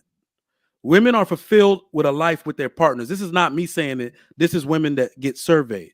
So you got to look up the survey, but breaking down the survey, 9 in 10 women want a companion for life. 7 in 10 of them want to be married to that companion. That is 100% the fact. Women want to be married or have a lifelong companion. It's literally the only thing y'all like yearn for since y'all were little. So a woman will not be comfortable past age 45, 50 years old if she does not acquire that life of peace that she thinks she has. She's going to watch every woman she holds dear with their husbands and pictures and Christmas pictures on the beach with their husbands, and nobody going to invite your single ass to it. Not you, but you know what I'm saying. Right. So yeah. When that stuff starts happening and they feel left out and ostracized of the group, remember I said no woman wants to be undesirable. A 55-year-old single ass woman who can't get right because of her attitude is undesirable, not only by men but by women. Because But no, now they Trigger like, Mike, they got church trips. They got church group trips. I know women Like, who they do got go on church trips to church go with trips. each other. yes. No, I have a friend who's listen, over 70. let me put it to you like this. The reason we notice is, men, this is not a guess, is because women tell on each other. Y'all talk a lot of shit about each other. So all of these women on the phone crying, we hear them. It's like, damn, can you believe all of this shit that they were talking? I'm known as the intellectual in my friends group and in my wife's friends group. Everybody want to talk shit to me because I have shows like this and of my opinions. They want to say stuff like, well, I'm perfectly fine single. And I'm like, no, the fuck you not. You think you're perfectly fine. This is the shit they were talking to me at my wife's 30th birthday party. Now I hear them on the phone crying like, am I going to be single for the rest of my life? And they haven't even hit 40 yet. That's we crazy. know the women tell on you. We not guessing. Y'all don't want to be single. Are these Y'all Nigerian don't. women? No, they're not. My wife's not Nigerian. Oh, okay. So it's like y'all don't want to be single. Y'all know the life you want has a companion and most likely children in it. In fact, even if women don't want children, they're going to end up having at least one by 40. So you have to focus on that type of life. I don't know. Like, so I'll say for me, I've never seen a woman in a marriage that I would want to be a part of. Like, never. And so, and I don't know if people just come to me with the craziness, but no. I mean, I'm sitting on a plane. The only time they talking to you is when it's crazy. I'm gonna tell you, the only time they talking to you about it is when it's some craziness going on. Okay, but it's be some deal breaker craziness for me. So I sat next to a woman on the plane, and she's telling me how God kept her in one book of the Bible for 10 years to learn how to deal with her cheating husband, right? Great, ridiculous stuff. Or my sister's friend who has been married for probably close to 20, 25 years. And, you know, at some point found out her husband was cheating. And when it all came out, he was telling her, like, there's never been a time when I wasn't cheating on you. And then she decides, no, you got to hear this. It get better. She decides to work through it with him, only for this Negro to go and get leukemia. And she have to take care of his sick ass. So let me, do you see how y'all tell on yourself? You acknowledge the fact. You acknowledge the fact that the stat said that women cheat more than men, but yet you talk about deal breakers. Do you not even realize what you just did here?